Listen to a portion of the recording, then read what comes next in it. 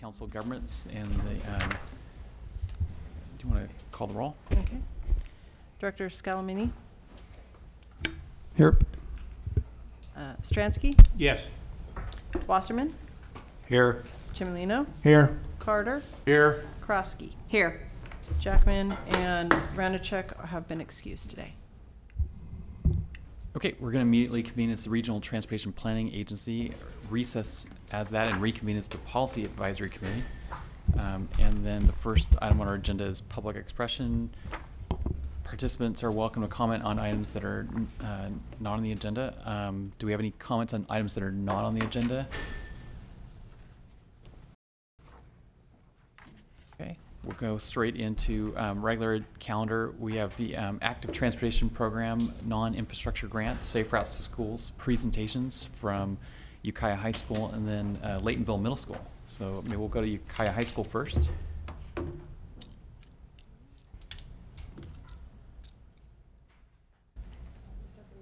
Meredith Reinhardt from Public Health, and I want to introduce to you Amanda, Alejandra, and Jesus, and they'll give you the presentation. All right, thanks. Just bringing that up now. Oh, wonderful. Okay. Let's see. Can you guys hear me? There. Okay. Could you please, I'm sorry, could you please make sure that you sign in as well? Yeah. All of you. Let's Thank get your you names right. for whoever's talking. Thank you. And you could use.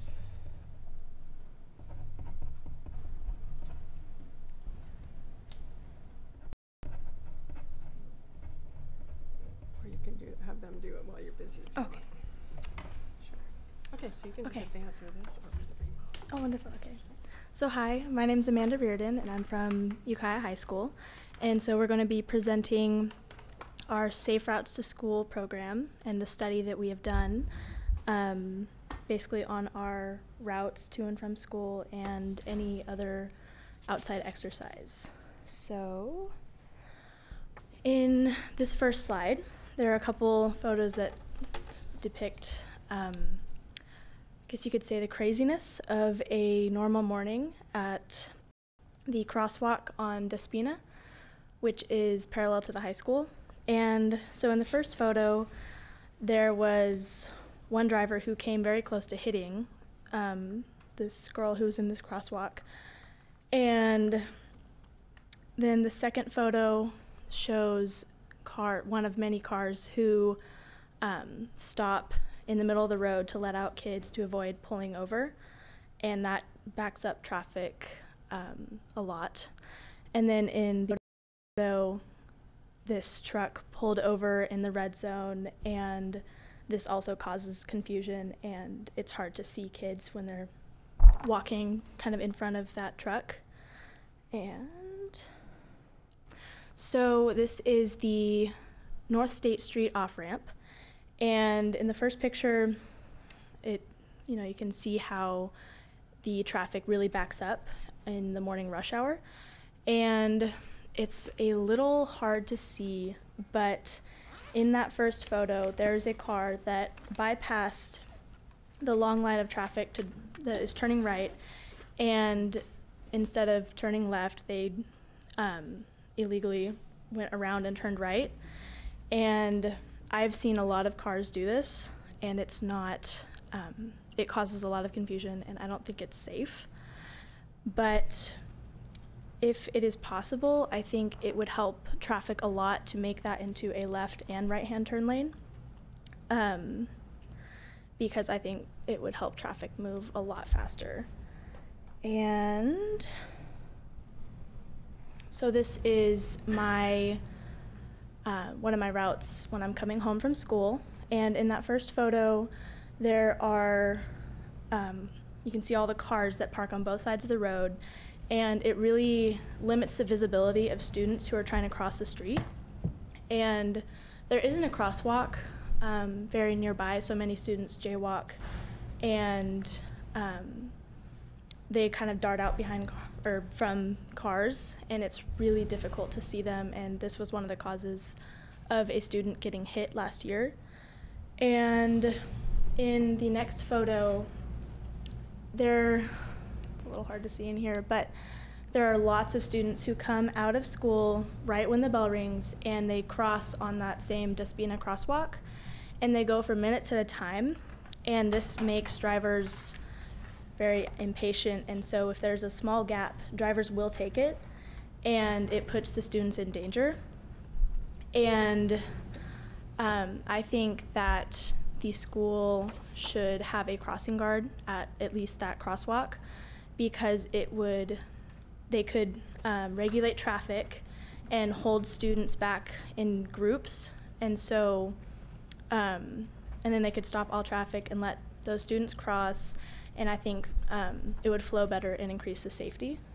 And so this is one of my personal exercise routes, and so I live near Parducci, and so I ride my bike up to up Lake Mendocino Dam, and in multiple places there is no bike lane whatsoever, as you can see in that first picture, and then in some places when there is a bike lane in the second picture, people put their trash cans out there, and it's very difficult to ride by, and it's a little scary because sometimes when two cars are coming at the same time, I have to hope that they can go around me, or I have to stop and wait, and yeah, it's a little scary sometimes.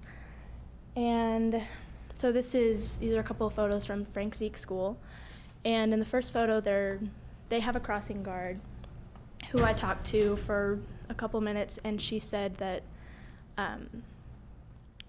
she holds students back and allows traffic to go, and she just kind of helps keep the students stay safe as well as keep traffic going.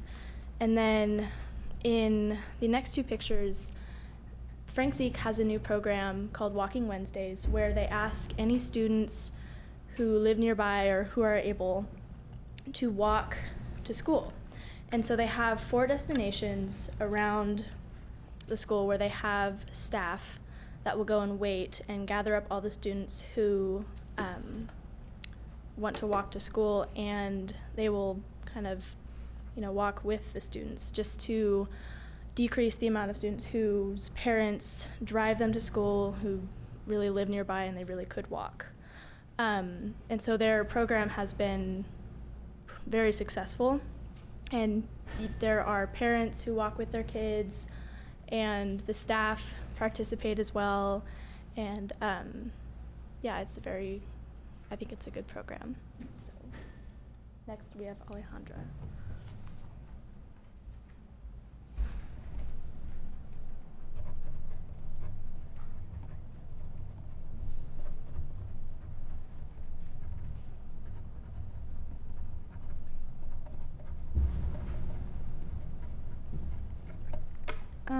Hello, my name is Alejandra Preciado, and I'm going to be talking about my morning commute on the bus. So there are a few pros in my morning commute. The third picture, you can see that usually it's not that full, it's not really crowded. I used to have this issue last year. Just a whole bunch of kids used to just pile up on one bus because the bus driver, they used to handle like a lot of stops in the morning.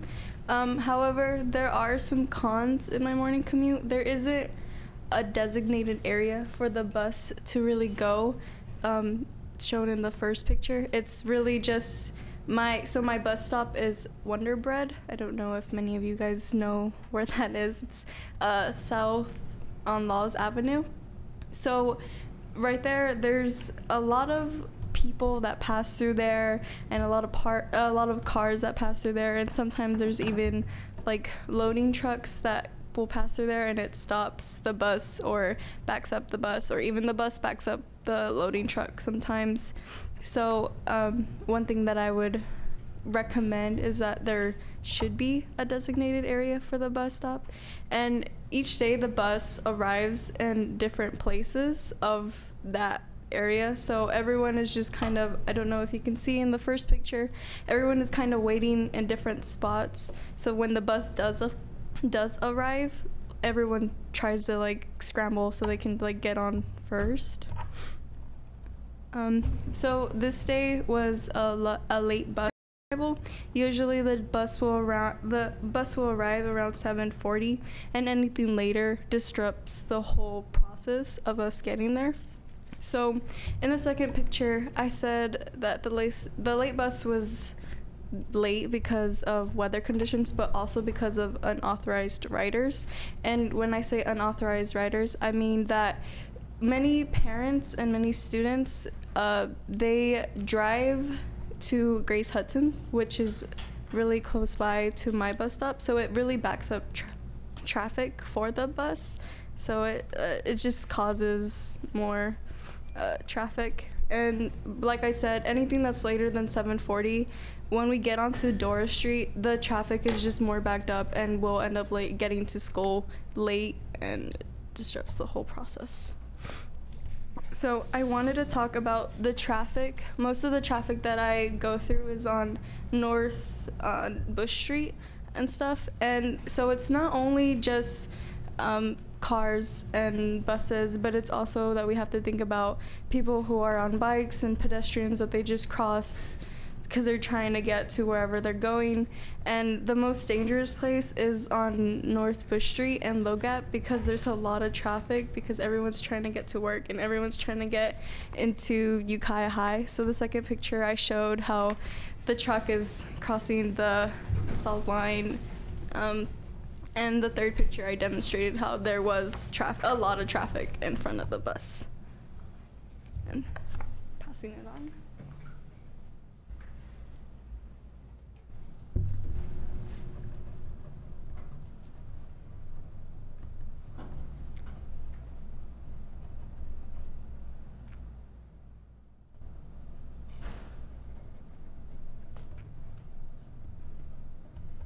Hi, my name is Jesus Rodriguez, and this is my morning commute on my street, Meadowbrook Drive. So I live pretty much on the outskirts of Ukiah, which is about a mile away from where Alejandra lives. And my street is pretty much empty, but it's in extreme disrepair. Right at the stop sign, there's a big hole where and that's just pretty much in every single road around there. There's holes everywhere at usually stop signs where they just fall in. So, and if they have a very short time scale to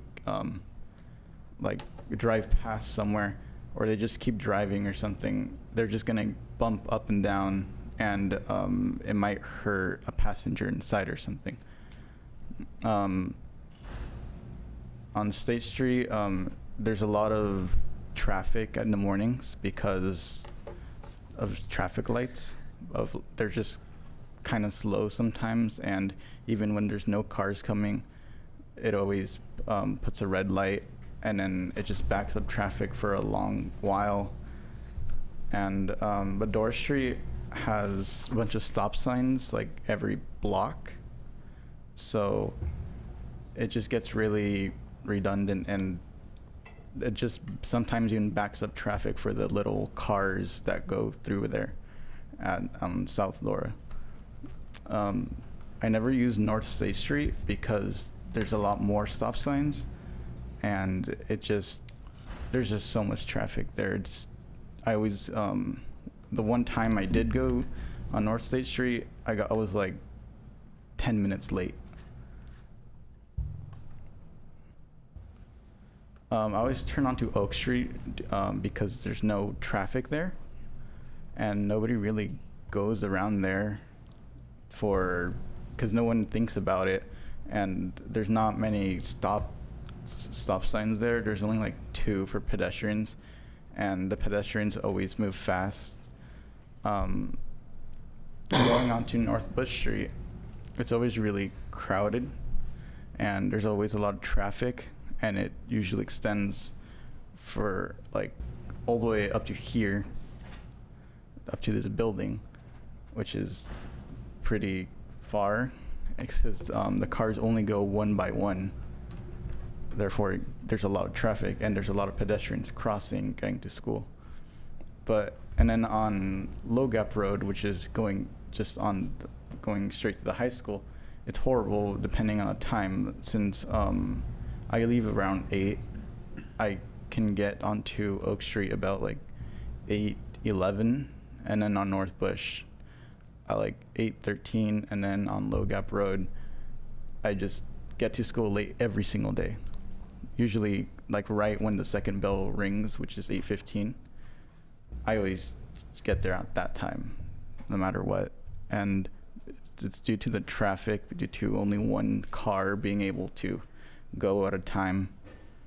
And if there could be like a traffic, like someone who directs traffic on that road, I think it'd be like, I think traffic would go a lot faster. And then afternoon, so when I go back home and I walk all the way home, which is about 4 miles, there's always like a bunch of really shady people every single day there. And there was a lot of attempted abductions last year, I'm pretty sure. And this is like right outside this building. So it's pretty close. I mean, to like all the schools, Costa Palmolita is pretty close too. And there's always either just people sitting in their cars. They're usually smoking, but just due to the amount of attempted abductions that last year, I'm sometimes worried about. I always try to avoid those people and try to get as far away from them as possible. But I always see them looking at kids or watching them watch. Sometimes they watch soccer practice at Palmolita, which it's kind of weird because they're looking at them from the bushes. And yeah, and then going farther down, going to the one small park, there's 2 one-ways, which I always go on Oak Street. No, on the street a little bit farther up of Oak Street. Nobody stops for pedestrians on the one-way, and on the afternoon,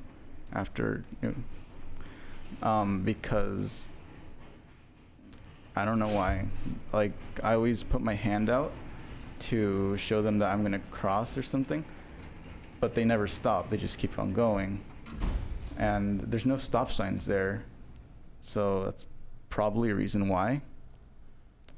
And I've almost gotten hit almost like pretty much every day, and it's kind of scary sometimes. But Dora Street is pretty mellow. Nothing much happens after that. It's just a straight walk home after that. And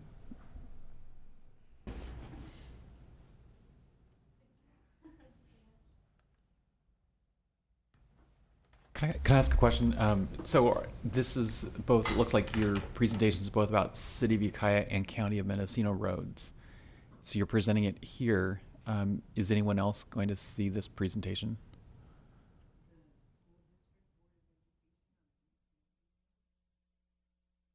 Okay. I think the City of Ukiah. We can hear that. Okay, maybe Steve can answer this, but I think doesn't the City of Ukiah have a traffic safety committee or some kind of traffic engineering committee? Yeah, traffic engineering committee. Seems like some of these things could go to that committee. Just a thought. Okay, here, see the Laytonville presentation.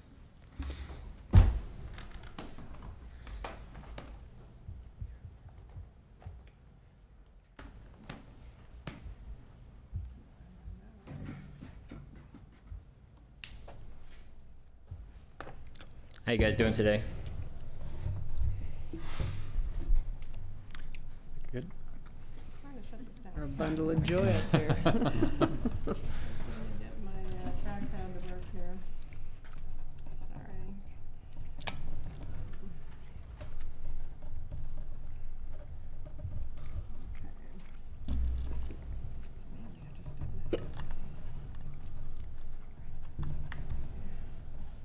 just not getting the trackpad to work. So.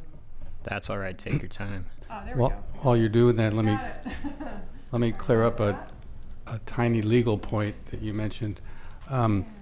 I was surprised when I heard this from one of the officers in the Ukiah Police Department several years ago. I did not know this, but jaywalking, by definition, only exists between on a street block that has signal lights at both ends. So the kids crossing the street by the high school, I mean, it's not really jaywalking. There's nothing illegal about it. But I certainly think a crosswalk or two makes sense in there. But for what it's worth, that's the real definition. Sure. Is that I think it's on. Jack, is on? Use this one. There we go. All right. Hello, my name is Roland Spence. I work at Laytonville Healthy Start Family Resource Center. And for the past couple of years, I've been working at our after-school program with a group of middle schoolers who come down to Harwood Park and Healthy Start after school. They and we got together and thought that we should do a photo voice project as part of the Safe Routes to Schools project. With me up here right now, I've got Tony Tucker. Go ahead, say hi, Tony. Hey. And so anyway, we cruised around Laytonville, and these students identified some things around town that they felt needed some improvement or things that they saw that were lacking in Laytonville. And this first slide, go ahead, Tony. I mean, So Victor was out for a walk and he tripped over the cracks. this is all staged, of course. Yeah. Oh, sometimes it's not. Sometimes it's not staged. Yeah. But yeah. So yeah, and in front of the Middle school. Yeah, thanks, Tony. In front of Laytonville Middle School, where the bus loading zone is, you might not be able to tell from the photos since they're kind of small, but those cracks are huge, and parts of the sidewalk are uplifted quite a few inches. Some places are like 4 inches high, and I've seen kids trip. I've seen adults trip on them. People who are carrying things usually trip on them. They don't see them. It's an eyesore, and it's unsafe for the kids. And I'm assuming we'll be needing to talk to the Laytonville Unified School District Board about this. But this is just one of the things that we saw while we were cruising around Laytonville. Thank you, Tony. Who's next?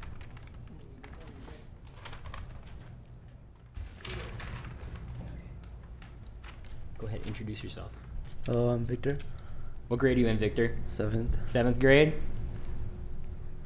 We decided to watch a movie in Willits, which is half an hour away, and we have a bus stop that doesn't have a bus that goes through. So you would decide to wait, but there would be no bus to go through. No bus would come, right? Yeah. So this is, of course, another staged photo. One day we decided to go to Willits to watch a movie, so we waited at the bus stop, and we waited for a bus that would never come. So thanks, Victor. This slide demonstrates the lack of MTA bus services in Laytonville.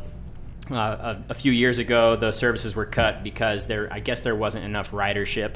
But we were thinking that if there were maybe a limited schedule for the MTA to visit Laytonville maybe twice a week, that would probably be enough for people to at least get to medical services in Willits, and also do some shopping, enjoy the movies, go to the skate park, all sorts of things down there that we don't have in Laytonville, although we will be building a skate park very soon in Laytonville. Thanks, Victor.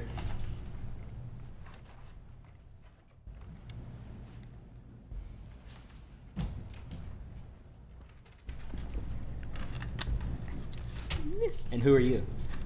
I'm Haley. Don't tell me, tell them. I'm Haley. I'm in 7th grade. And in Laytonville, we like to keep things country. But when it comes to sharing the road, things can get a little sketchy. So why is it sketchy, Haley? Because in the bottom picture, it shows Victor and me and Tony on the road, and we're walking, and there's no sidewalk, so we have to walk in the road, which is really dangerous, and there's potential feeling that we could get hit from careless drivers. Yeah, so thank you, Haley. So the road in the bottom picture there, that is Harwood Road, or no, sorry, that's Willis Avenue between Laytonville Middle School, Laytonville Elementary School, and Harwood Park, and also Healthy Start Family Resource Center, where we host many school type activity, after school programs. There's skate night down there on Fridays. There's also the ball field down there that the high school uses for ball games. And so every day after school, you'll see many kids walking down this road, and there are no sidewalks between the school and the park where many school-related activities are happening. Also, in the top left picture, it sort of looks like the middle picture, where the students are walking. That's actually the same spot. 2 photos from the same spot, those upper photos. That's showing Branscombe Road, right near the intersection of Willis Avenue and Branscombe Road. And right here, it doesn't show in the photo, but that's where the Tin Gym is located. And the Tin Gym is a spot where a lot of volleyball games happen, and PE classes. Middle school uses that gym for PE classes, so there's kids that are walking through here while school is in session to use the gym for PE class. They go in there when it's raining and when they can't play outside. And so you can see there's parked cars in the area where students are walking. There's no real sidewalk. It's just sort of a shoulder. And so what happens is when you get the wider vehicles like big trucks, these students are having to walk out, either walk out into the roadway or push their way between the cars and the thorn bushes that are growing out from the property that's right there. So that's a little sketchy. Thank you, Haley. And so a couple years ago, we did another photo voice project a few years ago where some high school students identified some things around town. And one of them was the Branscombe Road curve. This is the curve that is located just west of, what is the name of that road? Bower Road, right near the feed store. And this curve is notorious in Laytonville. There have been many car wrecks here. I'll go ahead and just read what Mercury wrote. This is about 5 years ago, Mercury Lawton, she was a freshman at Laytonville High School. She wrote, "In this picture, you will see my friends and I standing on the curve close to the Long Valley feed store. We were approximately 6 feet away from this moving vehicle. The practical thing to do for the safety of passing vehicles and pedestrians would be to put a guardrail on this side of the road. We would work with the county to put it there. Many people walk and bike here because it is the only path between large neighborhoods and town." The bottom right picture is of a truck that crossed the double yellow line to avoid hitting us. This is a danger for cars heading the other direction. If a car were to pass too far over the double yellow line, it could cause a collision. My stepdad has lived in this town since he was born and has believed that a guardrail would make this curve much safer than it is now. So I can't stress enough the need for an elevated sidewalk or a guardrail on this curve. There's no protection for pedestrians when vehicles off track and swing wide to the outside. We tracked the speeds of vehicles on this curve after school let out recently with our good friend Tina Tyler O'Shea. She brought a radar gun up and walked around when we were doing our study. And we used the radar gun, and the average speeds were about 10 miles per hour faster than the posted speed limit of 35 around this curve. And I have personally seen pedestrians jump away from the road as large trucks have veered onto or near the shoulder. Many car wrecks have happened on this curve. On Thanksgiving Day in 2009, I myself was involved in a horrible head-on collision on this curve that left me in critical condition when a speeding motorist lost control and swerved into my lane after overcorrecting from swinging wide onto the shoulder. Imagine if some kids or someone had been walking on that shoulder at that time. So there's another set of photos of the same curve with another truck who is crossing over the double yellow, or at least on the double yellow. And I see this all the time where people will, because there's no visual, at least visual deterrent they're sort of feeling like they could hit a pedestrian, so they swing over into the oncoming lane, which if you've been on this curve, you know that it's pretty blind curve, pretty dangerous.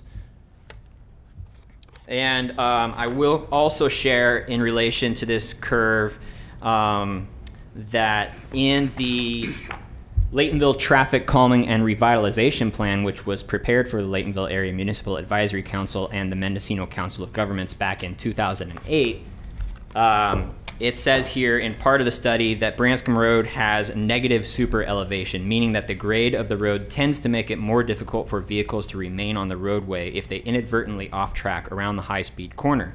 If the shoulder is improved as a formal walkway and should resources permit, the shoulder should be regarded to provide positive super elevation on the outside edge of the curve. And I'm assuming that means that curb with an elevated sidewalk. And since the walking path was approved and there is now an asphalt path that that is connecting this shoulder at the top of the hill basically out to the reservation along Harwood Road, there's an asphalt path that was built a few years ago. We're very gracious and happy that we have that path now, but anyway, it says in the study that should that pathway happen, that an elevated sidewalk along this curve should also be part of that. It hasn't happened yet.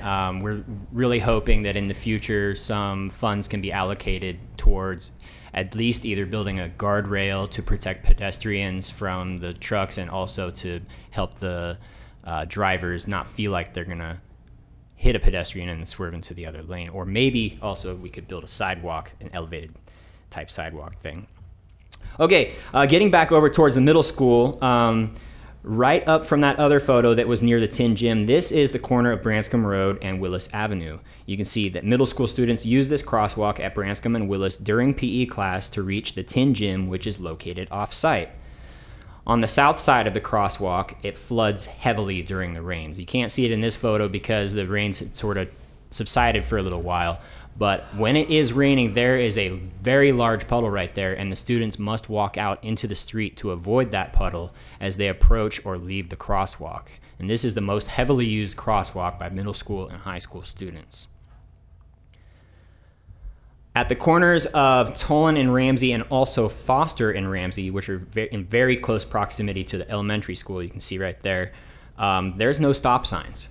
So in theory, at least, if somebody were to accidentally strike a child in their vehicle, with their vehicle, I don't know, maybe they could argue, well, hey, there wasn't a stop sign here. It's just kind of mind-boggling to us. We noticed this years ago and are just now piping up about it. During special school events, parking overflows onto side streets and private property when, like when the kids are doing a special performance in the multi-purpose room. And this happens all the time. My house is actually just behind where we took this photo. And the parking overflows onto the side streets and the private property. And if there were an emergency, like a fire or something, and the fire truck needed to get down this street, they probably would have got stuck in between that car and that truck. Although I'm pretty sure they would have shoved their way through, right? Because that's how we do. So to recap, there's no sidewalk between the schools and the park where a lot of school-related activities are happening in the afternoons. There's also a skateboard park that is slated to be built later in the year right near Harwood Park. So there will be even more foot traffic from students coming down that road. There's no stop signs at the corners of Tolan and Ramsey and also Foster and Ramsey. There's the flooded crosswalk approach at Branscombe Road and Willis Avenue. There's that dangerous curve on Branscombe Road. We would love to see MTA service again in Laytonville. The kids often complain that they would like to go to Willits or Points Beyond, or I hear about people needing a ride to the doctor in Ukiah, and they have to, put it out on Facebook, reaching out to people, hey, if anybody's going to Ukiah, I could really use a ride to go to my cancer treatment. And then also there's limited parking for the elementary and middle schools. Thank you all very much for your time, and I'd appreciate any questions that you have. And the kids would appreciate any questions too. Well, we do have 3 people on this board who are live in, well, 1 in Laytonville and 2 in Willits. So that's a pretty large percentage of this board. I do have one question, but maybe it's actually of Nafili and Loretta, who work on planning grants in other grants. Looking at some of these projects are fairly small, that maybe like, you know, striping a crosswalk, that sort of thing, could just be in a maintenance budget. But are there some things that you're seeing in these requests, both in Laytonville and in Ukiah, that seem like they would be likely to be funded in a competitive statewide active transportation grant?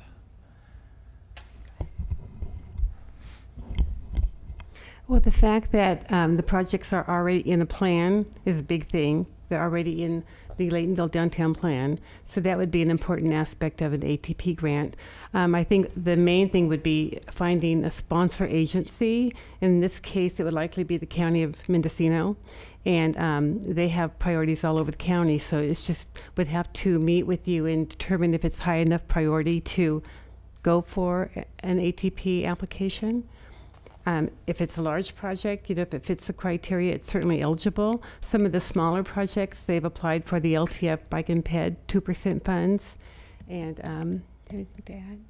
No, just that I think it looked like, at least in the case of the Laytonville presentation, some of those things may be school district, they may be on school grounds, and in that case, I believe the school district is also an eligible applicant for the ATP program, so that would be another option. Great. Well, thank you very much.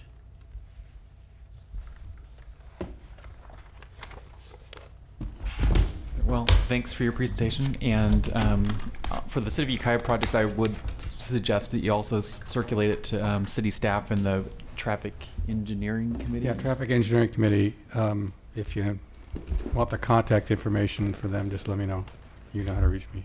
And I think the city, I don't know if they've actually awarded a contract, but I know they had the RFP out for the traffic study in the area of the high school, so maybe the information is something that could be shared with whatever consultant is working on that study. Well, thanks. I think the pictures were helpful. And I'd just like I don't to mean add. to be rude, but we've got to get these guys back to school. Okay. Put you up first.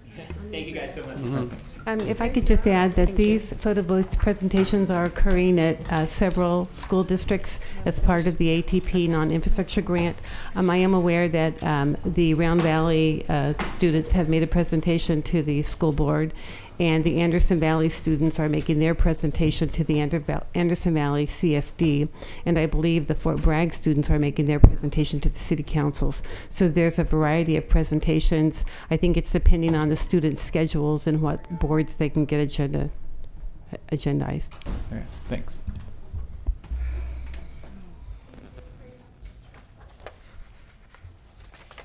Okay, that brings us to item 6A, B, C, and G. We'll go with A, which is the Regional Transportation Planning Budget Presentation and Workshop Report of Revenues fiscal year to date.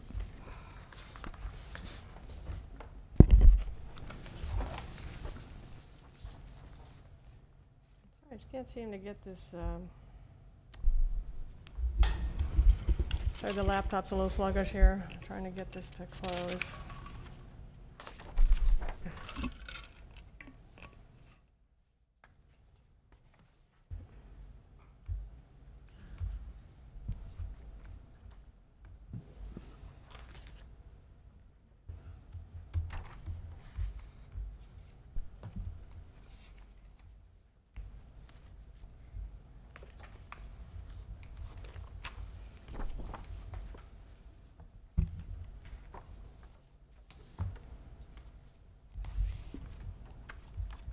There we go. All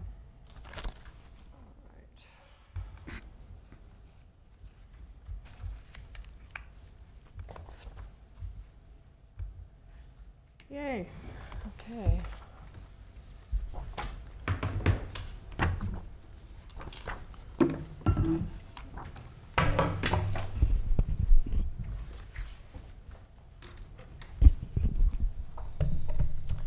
Sorry for the delay there, a little technical issue, not our usual computer.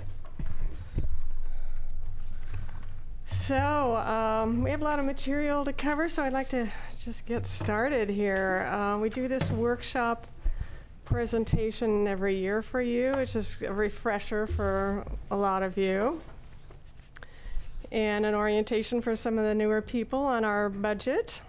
We're looking at fiscal year 2018-19 coming up. We'll look at the numbers in context, look at some trends, basically the revenues, the allocations, some legislation around that, and just a little peek into the future.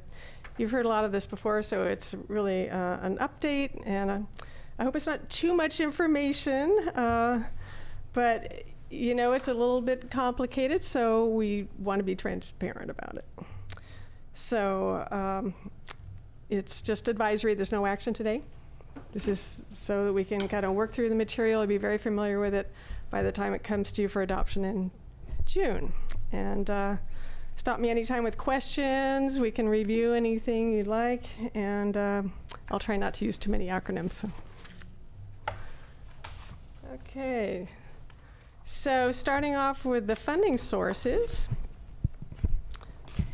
we have the main ones up there on your screen. You have my written report of the recommendations from your staff and committees in the packet there.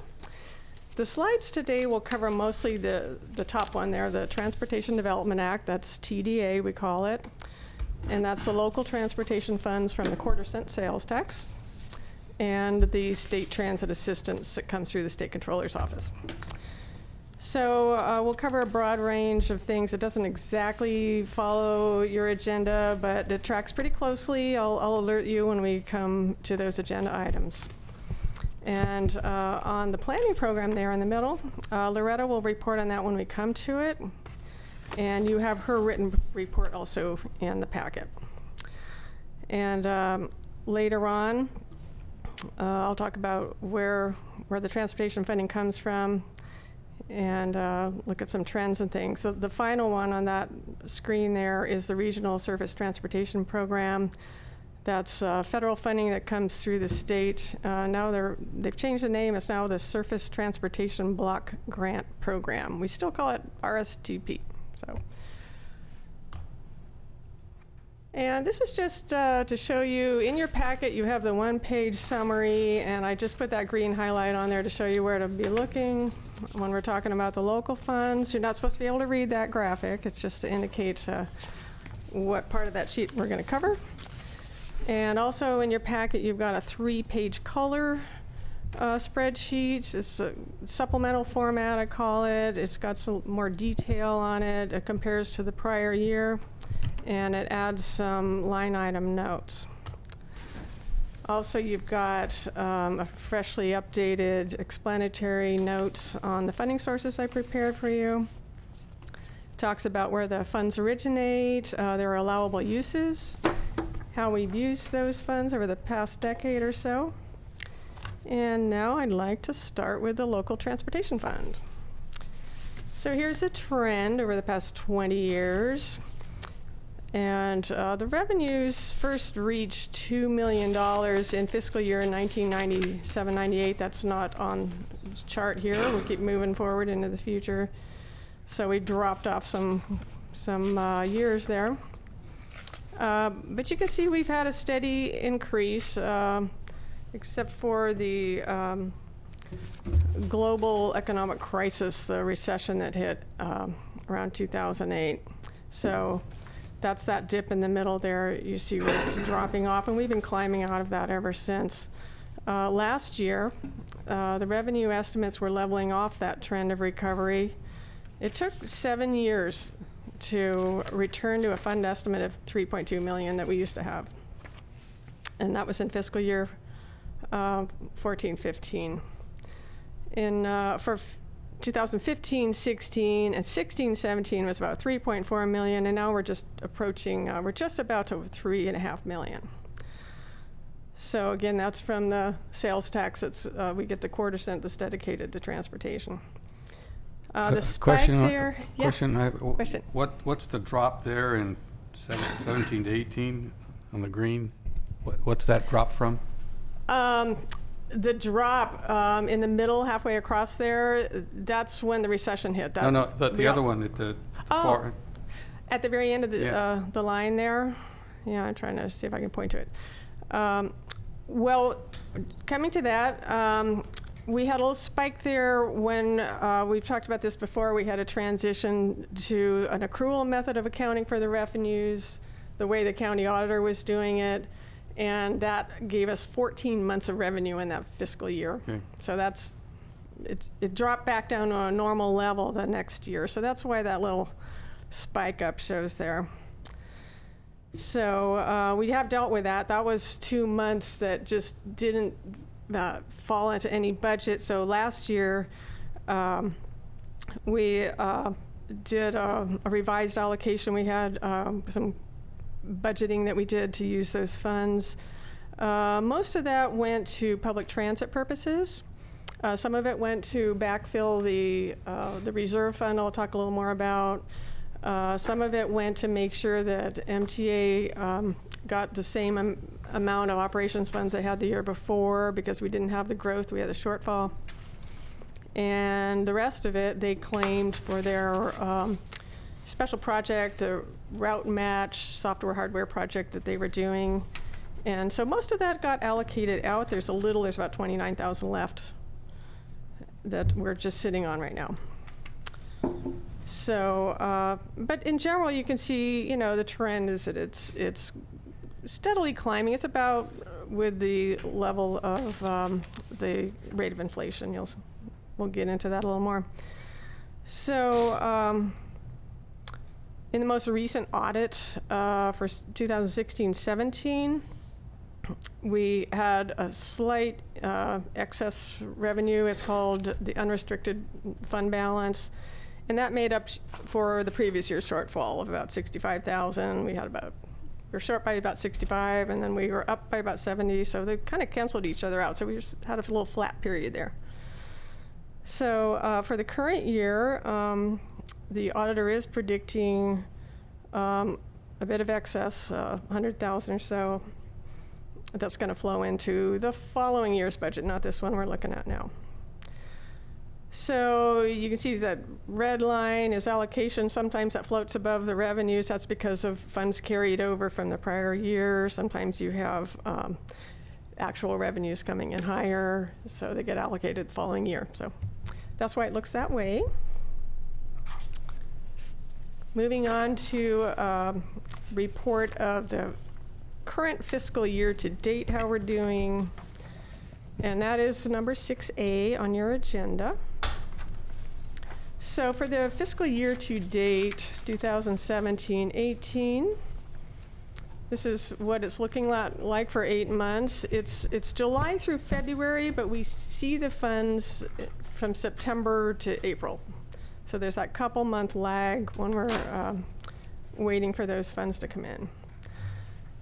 So the first column there, you've got our annual budget estimate for the year, 3,491,000 or so. And under that, I've got the budget fiscal year to date, and that was as if you divided that equally over 12 months. So it doesn't actually come in that way, but that's just kind of a gauge to show you if we had, 8 equal months of revenue, that's what it would look like. So we're ahead of that now. We're running above that as of April to $250,000. We got 251,000 that were up above that, 7%, but we don't expect that to stay there. This is exactly where we were a year ago at this very same time. We were over 7% up, but by the end of the year, last year, we were up only 2%, so we had about 70,000 left over.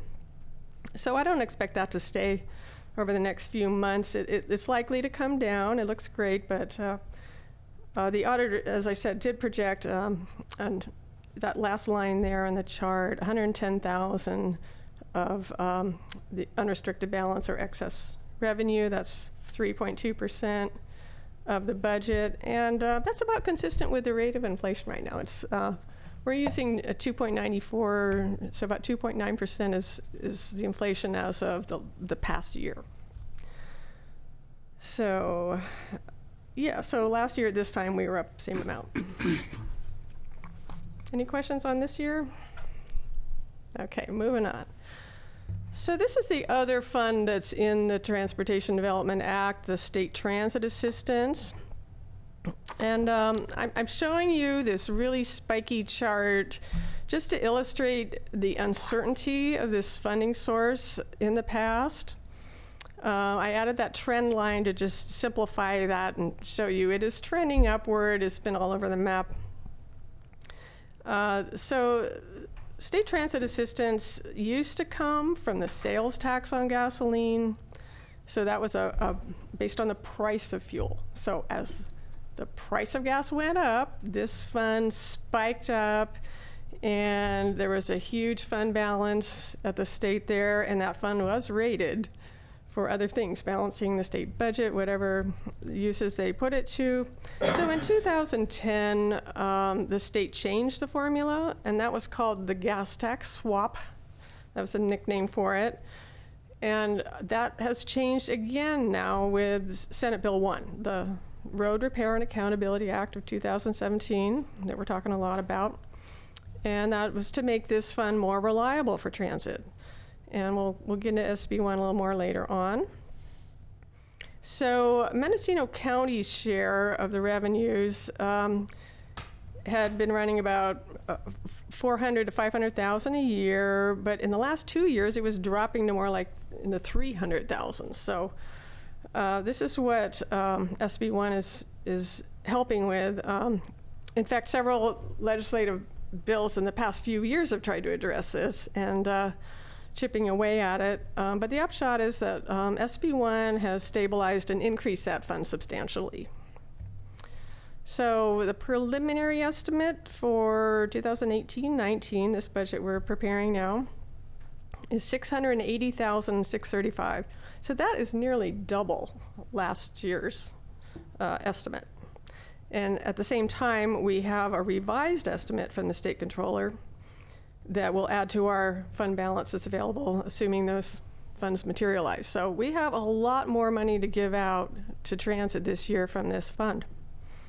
Mendocino Transit Authority is the only eligible claimant that we have, and they may use these funds for capital purposes or for operations. There's some limitations on how they can use it for operations.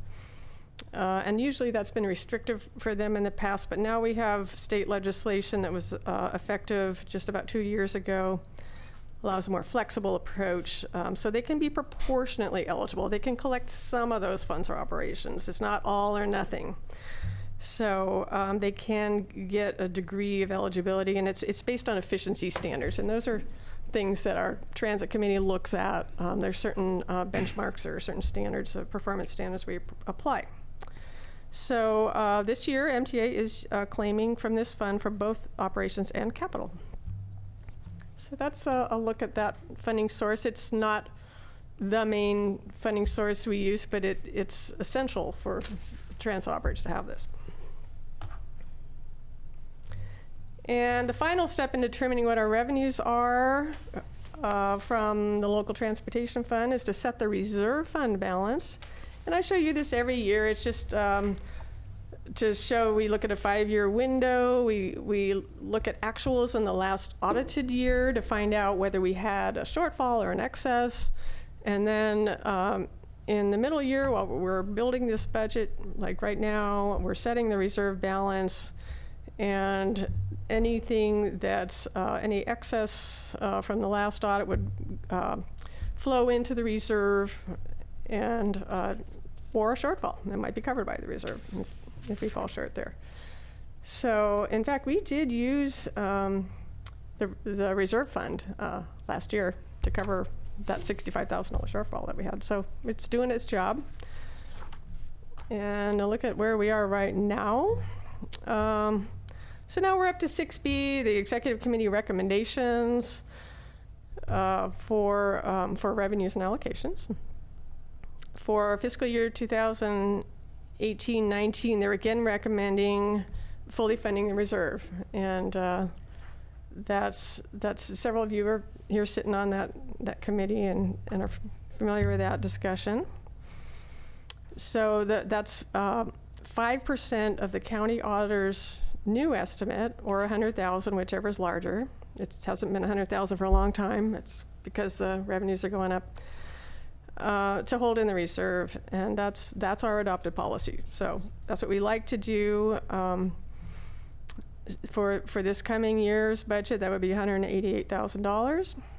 So you can see in these 3 years we're looking at, we've been doing the full 5%. So it's the 4th year in a row we would have had a fully restored policy. It took 6 years to restore that fund after that recession. So we were either not funding the reserve, or we were putting in 2 or 3%, and finally got to where we could put aside the whole 5%. It doesn't really go that far, actually, for what MCA needs to operate every month. It's maybe half a month's revenues, but it's something to fall back on should they need it. So once we establish that we're putting aside the 5% and what that amount is, then we know what all the available revenues are from the local transportation fund for allocation. So that's my whole discussion on the revenues. Any questions on the revenue side? Okay, you've got all my notes. You've got a copy of this whole thing in your packet, so you've got that for your reference. So moving on to the allocations. These are the established priorities. This is all in Transportation Development Act. That's where that comes from. Administration is off the top. 2% of the remaining balance may be allocated to our bike and ped program. That's optional. This board has liked to do that over the years. And the planning program comes next, and then whatever's left over after that goes to transit. They can claim what they need, and that's most of the money. So this is a chart to show you how we've allocated the local transportation fund revenues over the past nine years plus this proposal. And the amounts we're showing here are based on budgets, they're not the actuals. We go look at the audits for the actuals expenditures. The stripes on the bottom there are what MCOG uses for our programs. Looks like you can almost see my little pointer. There it is. It's not doing a whole lot. There. The bottom rows are what MCOG uses for our programs, and those tall columns, the purple columns, that's the transit funding. So the MCOG agency allocations have been around 506,000 or so, and the rest of transit, as I said. You can see the first bar is a little taller, and then it dropped off. That was that recession. And then we've been steadily building back fiscal health since then. Pretty steady growth there. And that last year's 17-18, that column's a little higher than the rest. That's because of that additional allocation I talked about with the 2 months of revenue right there. And that went mostly to MTA. And notwithstanding that anomaly, 2018-19 fiscal year proposed allocations are consistent with past years pretty much, and reflecting a little bit of economic growth. One question. Yeah. The little green bar for planning looks like it's dropping this year. Oh, okay. I meant to explain that. Usually, what I've got in those allocations there is including what we call carryover, and that's adding in unspent funds from the prior year. So that last bar for this proposed budget doesn't have that in there yet. We have a very conservative estimate of the carryover that we expect. It's going to rise quite a bit. So it's kind of a sliver now. I think it's about $5,000 or so. Well, a little more. No? Yes. We'll talk about that. Yeah. So it'll show up a few months down the road here? Yeah. In fact, next month in June, you're going to see a little better estimate. Actually, it's going to come in August, more like. Well, actually, next month in June, we will add the carryover that we are aware of. Yeah. But then after the fiscal year closes, we become aware that agencies didn't spend as much as they expected, and we end up amending the work program and adding more carryover. Okay. Yeah. Thank you. And then, you know, we have to have Caltrans certified carryover. It takes a little time, so we always come back with a planning program amendment in August usually, or the following meeting. So just to keep rolling along, continuing on 6B, these are still the recommendations here. I'll take each one of these, the 4 major allocation categories, the admin, the bike and ped, planning and transit, and break them down with your 3-year window. I just want to call your attention to the bottom line there, percent of budget.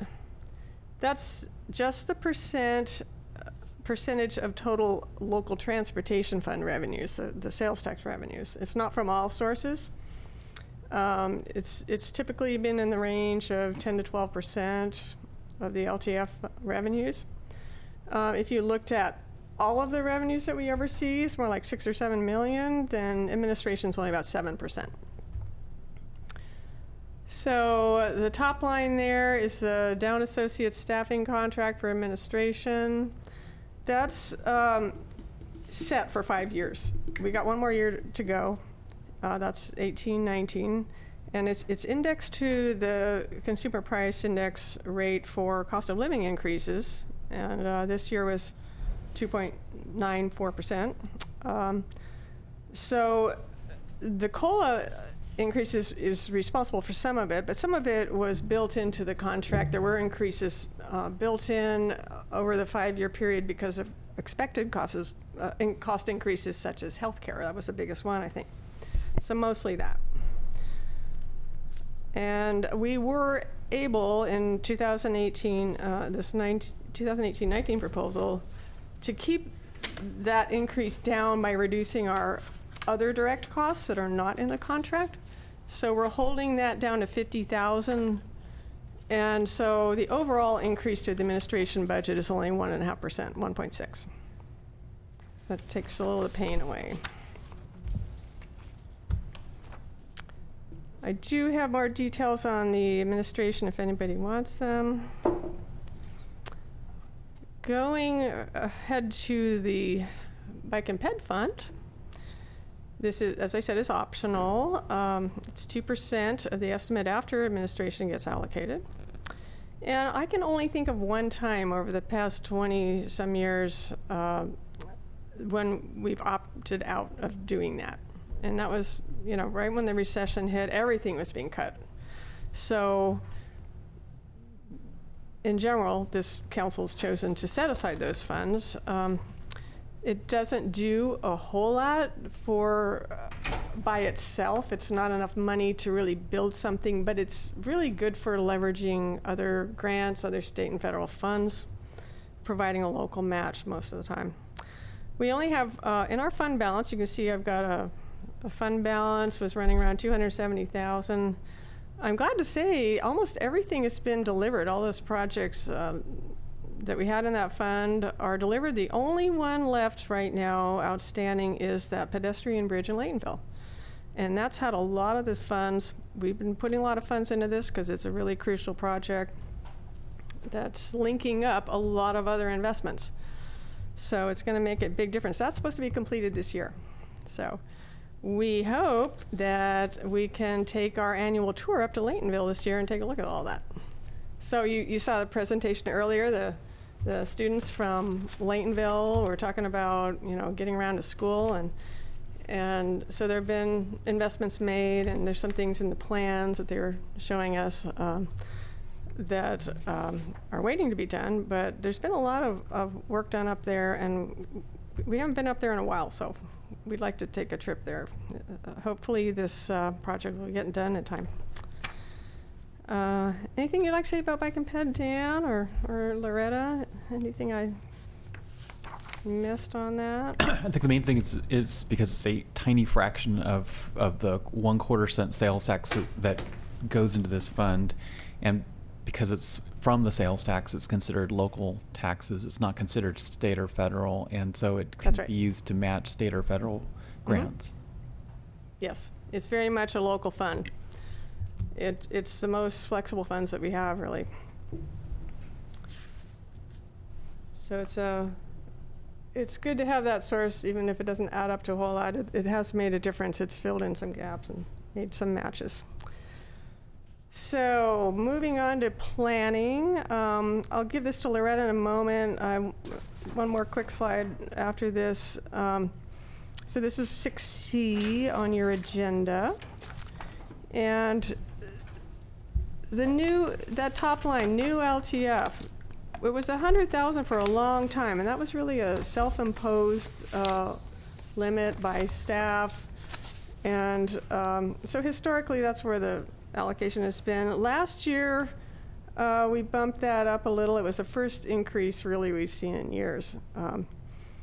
And the main reason for that was Caltrans constraining the allowable uses of the state planning funds that we get and depend on for the planning program. So we need those local funds for flexibility. There's some things that we can only do with the local funds. So that got bumped up a little. This year it's a little higher even. It's up to 147,800 and for new funds. And that's because of projects that were requested in the planning program. But even with those increases, the percentage of the total budget has been trending downward. If I went even earlier, that percent of budget on the bottom there was 5% in 16-17. It was even higher the year before. And it is sort of trending downward as other funds increase. So one more really quick one, just to show you a snapshot of what the planning program looks like. You've got something in your packet with all the details on that. But this just gives you an idea of what's in that program. This is all of the funding sources. There's some state funds in there, different kinds. Right now, the budget proposal is $565,475. We expect that to go up. That usually does when you add in the carryover.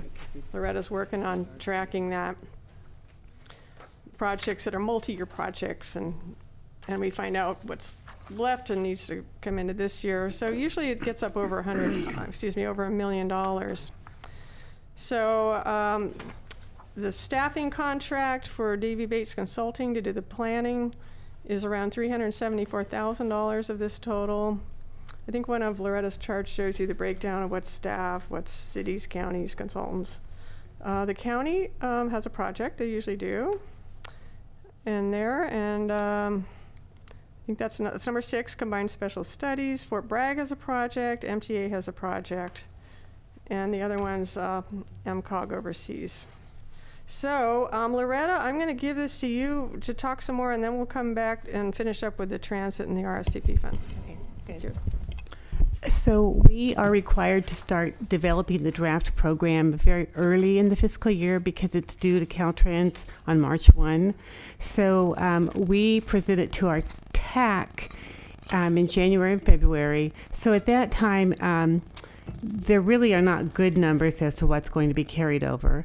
So in the draft that we present to Caltrans, we put in our annual work elements, and we need to put in our grants because we know they're going to be carried over, but truly those numbers are just a placeholder, and we adjust those when we have more information. So I will tell you what's in the draft as submitted to Caltrans.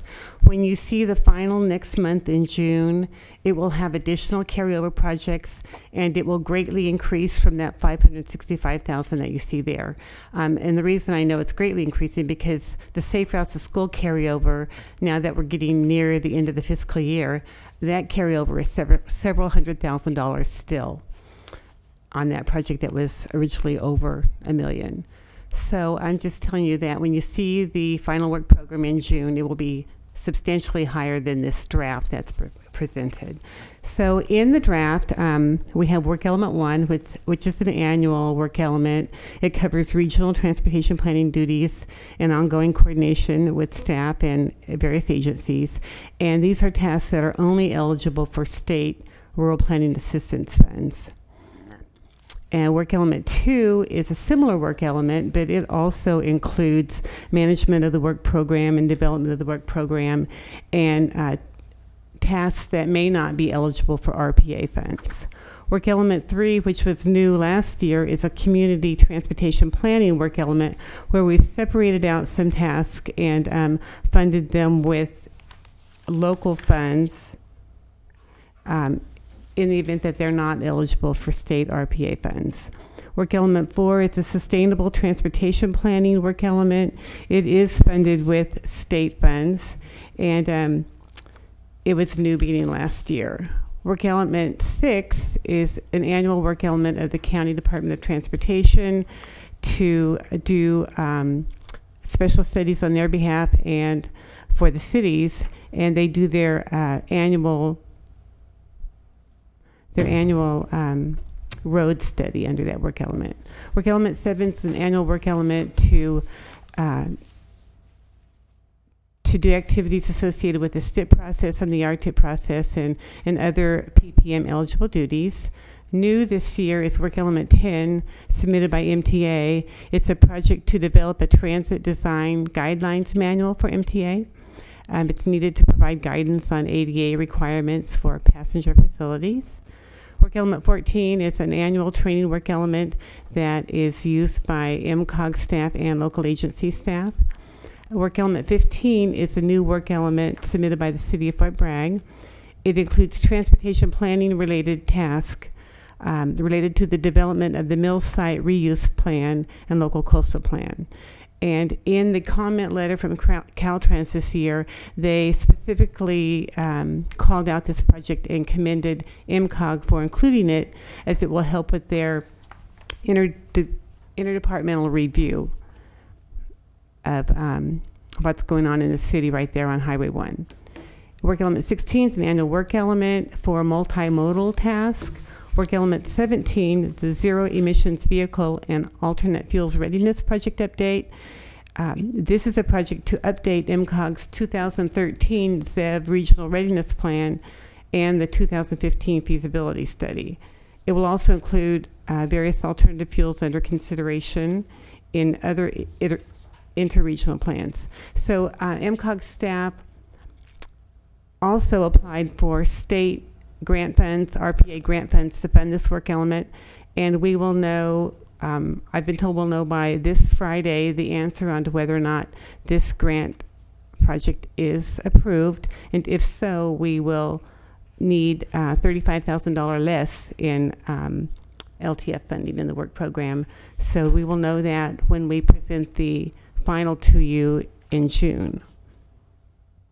Work element 18 is an annual Geographic Information System, GIS, work element to handle GIS support services. Work element 20 is an annual Grant Development and Assistance work element. Work element 21 is a carryover of our state grant to do a pedestrian facility needs inventory and engineered feasibility study. So the draft work program included this grant carryover. What the final work program next month will also include, we had a state funded work element to do the South Coast portion. This ended up being a combined project, and we will be carrying over both components of it. And then lastly, work element 22, this will be the final carryover of the multi-year ATP Non-Infrastructure Grant. The PowerPoint presentations you saw today were a component of this grant. So we are anticipating that it will be carried over one more year. It actually is due to expire in June this year, but we've requested an extension from the California Transportation Commission that'll go through, I think, February. I think I wrote that on that other staff report for the Photo Voice project. So we are requesting an extension to finish that project. So this will be the last year that we anticipate having that project in the work program. So as submitted to Caltrans, the draft work program totals $565,475. We received comments from Caltrans on the draft. Very few comments. They commended us again for including the ZEV project and including the Fort Bragg transportation planning for the mill site. And there are very few other comments on the draft work program, and I'd be happy to answer any questions. Okay, we will be taking it to the TAC in May with a recommendation to you in June for the final. So the planning program does a lot of work for us. It's pretty well packed with projects there. This brings us to the transit allocation, and that is number 6D on your agenda. And you'll note on that agenda item that in my staff report that the Transit Productivity Committee has not yet met for this season to make its review and recommendation. So we do have a meeting scheduled for May 17th, and we need to appoint one or more alternates to that committee, so we'll have a quorum for that, pretty much an annual meeting. So we could do this now, we could do it at the end of the presentation, but let's make sure we get that done. Why don't we do that now? Okay. So And that's a chair's appointment, so. yeah, so go ahead. the meeting's taking place a little bit later than we were originally hoping, and Yeah. I'll be out of town, and it also is getting really close to the election, and Sue Ranachek is the other member who was appointed to that committee, but her office is of course running the election. So assuming Sue would be happy not to go to this meeting during the ballot counting, which I'm pretty sure is the case. It'd be good if we could maybe appoint two. We probably need two. Two people Yeah. to it. Well, we did ask Director Scalamanini and alternate Director Carter if they could make that meeting. For one, Director Scalamanini has served on that briefly before. You were on that for at least a year, I think, right? So might be familiar and close to Ukiah where we're going to meet. And Director Carter is the alternate for Sue. So we're thinking along those lines, but you know, anybody who's wants to jump in, we're happy to have you. So unless someone else wants to jump in, I'll appoint the two of you to serve on the committee for May 17th. It's just, I think it should just be the one meeting. Okay, so. Is that satisfactory? Yeah. All right. 17th, yeah. We'll consider it done by minute order. And we've set that meeting for May 17th. I think I put out a save the date for you both. So thank you very much. Appreciate it. It's very helpful. So talking about the transit allocation, this is the final allocation priority. It gets most of the money, typically over 80%. You can see that in the middle slide, that percent of, but I keep having to remember, you're looking at that one, I'm pointing over here, but we've got two screens. Okay, so the middle one has a percent of budget that's lower, but remember that was that odd year. We had more funds, that unallocated reserve, and it threw things off a bit, but typically it's going to be somewhere over 80%. And what else? I did not include that special project they applied for in this, just to make it a little more clear year to year. The top line is what they claim for operations. It's the same the past 2 years. This year they would get a bump up, increase of 4.4% there. And that's just the way it shakes out after all the other proposed allocations are made. So at least they do get an increase this year. And also, when this committee meets, we'll look at a recommendation on unmet transit needs that are reasonable to meet. That's a technical definition. And we'll make that finding in June as part of the budget adoption. You notice we were hearing from the Laytonville school, there are some unmet transit needs. These are the kinds of things that go on a list that we prepare every year, and that gets vetted, and priorities rise to the top. We try to see what we can do about them. So that's a recommendation that will come out of this committee.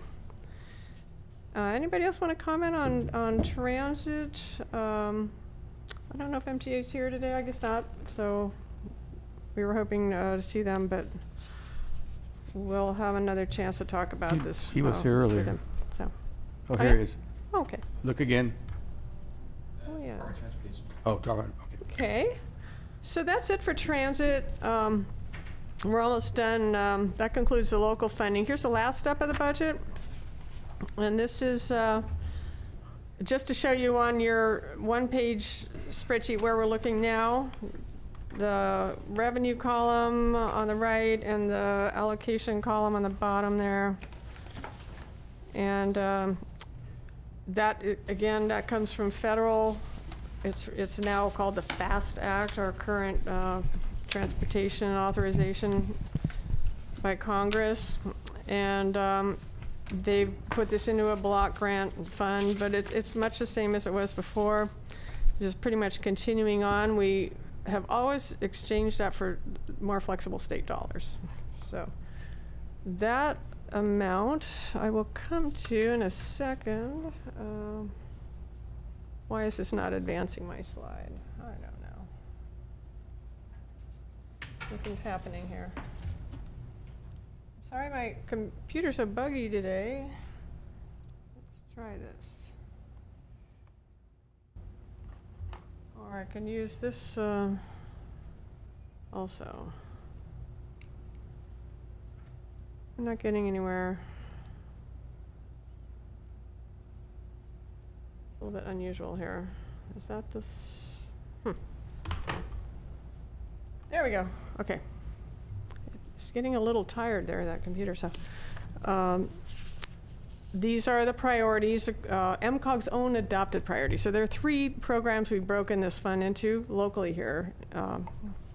So the first one off the top is the partnership funding program that was created some years ago. It was back in 2010 when we had the board's strategic planning session. And that is to do some projects that maybe cross jurisdictional boundaries, or that we need to pool funds together with, say, Caltrans and others to get something done. The first one was Simpson Lane. You remember the roundabout there over on Route 1 near Fort Bragg? That's the kind of thing. Now we're looking at interchange improvements on 101 in Ukiah. There have also been, in fact, there's some allocations we're asking for on the agenda today, right after this, that come from that fund. So there have been several more of these things that we've been using it for.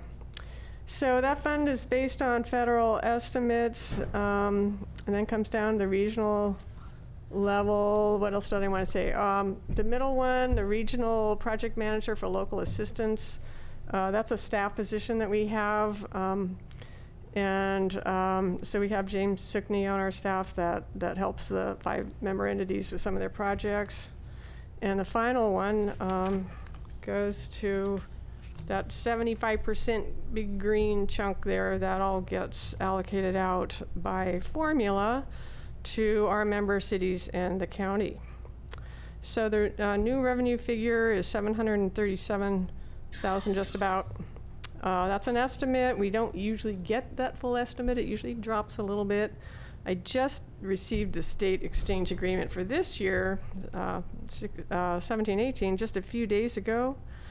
And that was down by $50,000. So we're probably going to see that drop a little bit. So the allocations, that blue pie wedge there is the partnership program. 100,000 off the top is what our adopted policy is. There is now a substantial fund balance in that, but there have been a number of recent allocations. I'm going to need to recalculate that balance and set up a little better tracking system, because we have so many allocations now out of that one fund. It's taken a while, but now we have several things we're watching that we're spending that money on. So I'm going to say it's somewhere in the neighborhood of 600,000 or so that we have in the fund now.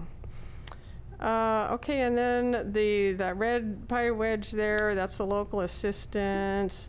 In our Down Associates contract, we can only spend 79,000 of the 90,000 that comes off the top. So there's a little extra there that is dedicated to requests from our member agencies that are consistent with the scope of local assistance. So for instance, 20,000 went to, I think it was Ukiah Unified, was it the traffic circulation study that they wanted to do around the school area there. They were just talking about that earlier. Right. Yeah. Mm-hmm. So there is some money going to that study. And so after all that, I think there's a fund balance of roughly, it's under 100,000 at this point. with carryover and things like that. So the rest of it is going to this, our member agencies. So just a quick rundown, based on this estimate, this coming budget year, Point Arena would get $65,000, Willits $99,000, Fort Bragg $105,000, Ukiah $158,000, and the county would get $117,000. So it's not a huge amount of money, but it's very flexible. This is probably our most flexible fund besides the locals funds. It's very useful to our member agencies. We do have a big fund balance right now unclaimed. It's around $2 million, and about half of that's Ukiah. I think you're waiting for a big, probably your big streetscape project or something to put that into, so we'll see. That is really all I have on the RSTP. That's all I have on the allocations, really. I was going to move on to the legislative picture next, unless you have any questions on this stuff. Moving on. Just before we close, I want to take a look at the bigger picture. These are the kind of issues that we talk about at statewide meetings and hear so much about in the last couple of years. Senate Bill 1, the Road Repair and Accountability Act, is the big news for transportation funding. It was signed into law in 2017. We have a link on our website to that web address there, Rebuilding California, for details and more information on that. And this is a summary you've probably pretty much seen before. You know, versions of this bill were introduced and failed for 2 years, and then finally the third time got enacted in 2017. It's going to provide, you know, really necessary funding relief for our local agencies that take care of our transportation system, and addressing long deferred maintenance. We've got huge backlogs of maintenance, everybody does, all across the state. So you notice at the top it talks about the $52 billion of new revenue over 10 years. You see that projection out 10 years a lot of times, but there is no expiration date on the bill. I mean, it's not going to sunset. That's going to keep going. You know, however, there's a repeal effort, and so we've got to probably get the word out on what this is doing for us. You know, Executive Director Dow and MCOG staff, you know, have spent, you know, hundreds of hours, probably thousands of hours in the last couple of years on this issue, and you know, attending meetings, serving on committees, crafting the guidelines for programs under this bill, interpreting all that for our member agencies back home. You know, making sure Mendocino County and rural areas get a fair share of the dollars, making sure Point Arena gets $100,000 a year instead of $5,000 or $10,000 a year. You know, these things don't happen by themselves. So this is what staff here has been working on for a long time, and we're just really thrilled to see this happening. So I think I've showed this slide before. It's just to put the impact of the gas taxes on our pocketbooks in a little perspective. Senate Bill 1 changes this a little bit. This is an older graphic, but it doesn't change it by very much. For most people, gas taxes will still be less than the other items on this chart, which are things like cable TV for $1,000 a year, your cell phone for $850 a year, coffee almost $800 a year, internet, you know, $500 a year, and gas tax is going to be below all that. The California Department of Finance has calculated the average cost to motorists of SB1 is less than $10 a month, and that's both the gas tax increase and the vehicle registration increase that we see in the bill. So there's, you know, $120 a year increase to that. I think this is still a relevant snapshot. And then this one comes, these economic study findings come from the recent ARTBA report released in February. And that's the American Road and Transportation Builders Association. They calculated more than $180 billion with a B will be pumped through the California economy over the next 10 years from this bill. So they also say there's an annual savings of nearly $300 per household in California. That's, you know, avoided car repairs, maintenance, things like that. So, as I just said, there's predicting the average cost would be more like 120 a year, but you're going to save probably 300 a year. So, based on these projections, Californians are expected to come out ahead. The savings outweigh the costs. So, last month, you all here, this MCOG Council decided to join this coalition to protect local transportation improvements and endorse the Yes on Prop 69 campaign and the No on SB1 repeal. We passed a resolution, and this is a broad campaign. It's got many members that are public and private representation. There's all kinds of businesses, labor, all kinds of local governments, all kinds of organizations are all calling to preserve these transportation investments in California. So Prop 69 is coming up on the June ballot.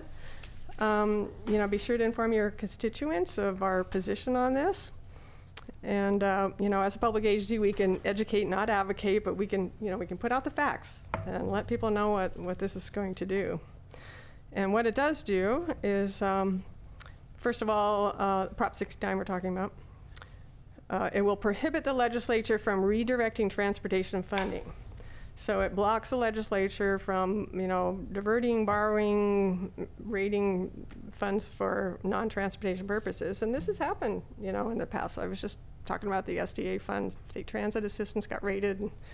Well, they won't be able to do that. I think you pointed out, Director Krosky, at one point that 60% of the funds are protected, but the other 40% is not. And so we need this bill to cover all the transportation funds that could be exposed to other uses. So, you know, it's the whole idea of a user fee that traditionally, it's going back decades in California. You know, transportation funding has been a user fee. It's you know, fees are charged to people who drive and use the roads. So, you know, we've heard some arguments on the repeal side saying, why don't we have general funds do this job? Well, that would be a complete change in policy about that. You know, that would say, you know, everybody has to pay for this whether you use it or not. So there's some pretty big implications from the repeal, potential repeal of this. So the SB1 repeal campaign is gathering signatures. I think they have enough signatures now. There were more than one effort, right? Chair Jurdy, you've noted there's more than one campaign. I think they have enough signatures. It's very likely going to be on the November ballot. So, sorry, I'm gonna have a little more water. But anyway, there is all this information, details available on our website and at fixcaliforniaroads.com. They have a toolkit there for local governments, anybody who wants to go to work on that.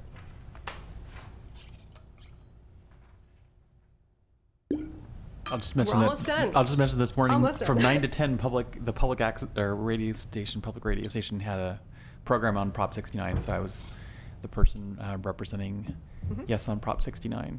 Yeah.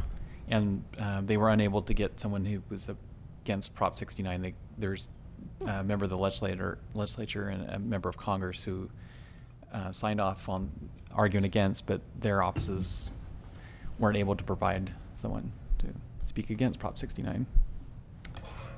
Well, let's just get the word out, and hopefully the voters will approve Prop 69. So this, I'm just wrapping up here. This is that little look into the future I wanted to say. This is a really neat graphic because it really shows you the widening gap that's coming as vehicles become more efficient. Electric vehicles are proliferating, and yet people are driving more miles all the time. So that blue line going up and up, people have more cars, they drive more, but they're becoming more efficient. So, you know, a revenue system based on gasoline consumption is just not sustainable. It never really has been. It's been in conflict with our state's goals to clean up pollution and things like that. So this is one of the reasons that California is exploring a road charge based on miles, as are a number of other states. Excuse me, I'm running out of voice here, but you've heard about this before. Last year there was a pilot program that was, it concluded last April. They had 5,000 volunteers. I was one of the volunteers. We reported our miles and everything. And a final report and recommendations from the California Transportation Commission to the legislature was completed in December. That was in your info packet, your board information packet, in February, I believe. And so the main thing that came out of that is they're looking at options for an eventual transition to this model. So that would be a big step. It's gonna have to be a lot of steps and a lot of things to figure out to make that go. I have a question. Yeah. How do we charge the tourists that drive on our roads? People from out of state, because if you don't use the gas From out of state? yeah, if you don't use the gas angle when they come Yeah. and purchase gas, That's actually only worked the into there. only the residents are yeah. going to be paying. They have to do something. They had several methods besides tracking your mileage. You can buy a permit or whatever they're calling it for a certain number of miles or a certain period of time or just a flat fee. So they have ways to get the money out of all of the drivers. Even somebody from out of state that visits. Yeah, I think so.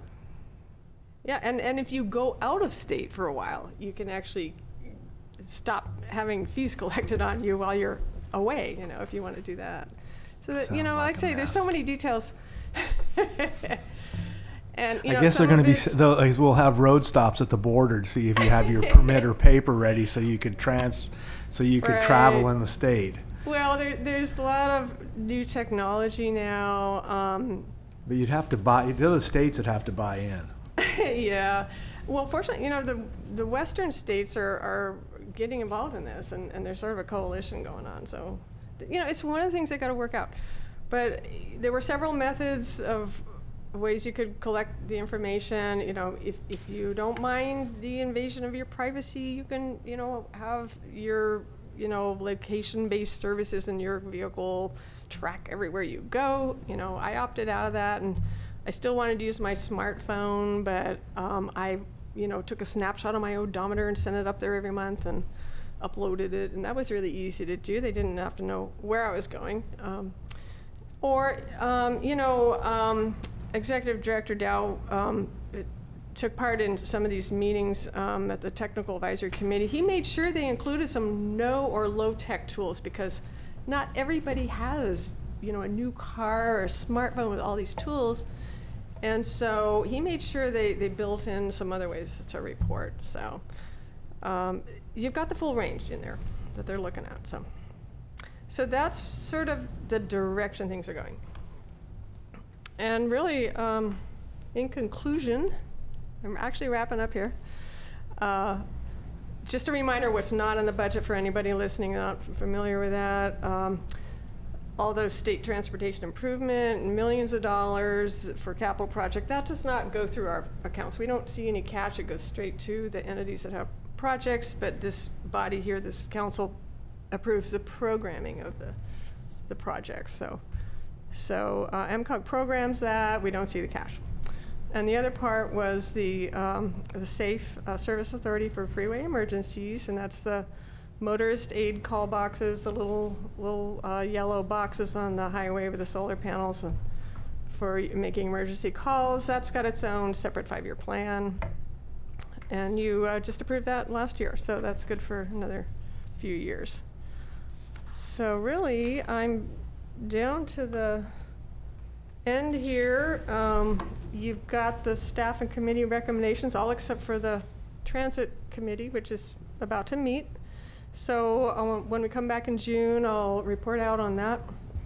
And you'll have the resolutions with the detailed exhibits and all the findings that we need to make. And you'll get this, you know, budget packet looks like this, bound document. And it's also online. It'll be up on our website in PDF format. And so adoption June 4th. It can be amended. Typically, you know, as we said, the planning program needs an amendment more than once during the fiscal year, and also MTA can revise their transit claim if they like, and ask for a budget amendment too. So that is all I have. Anything else? Yeah. One other quick question. Where in all these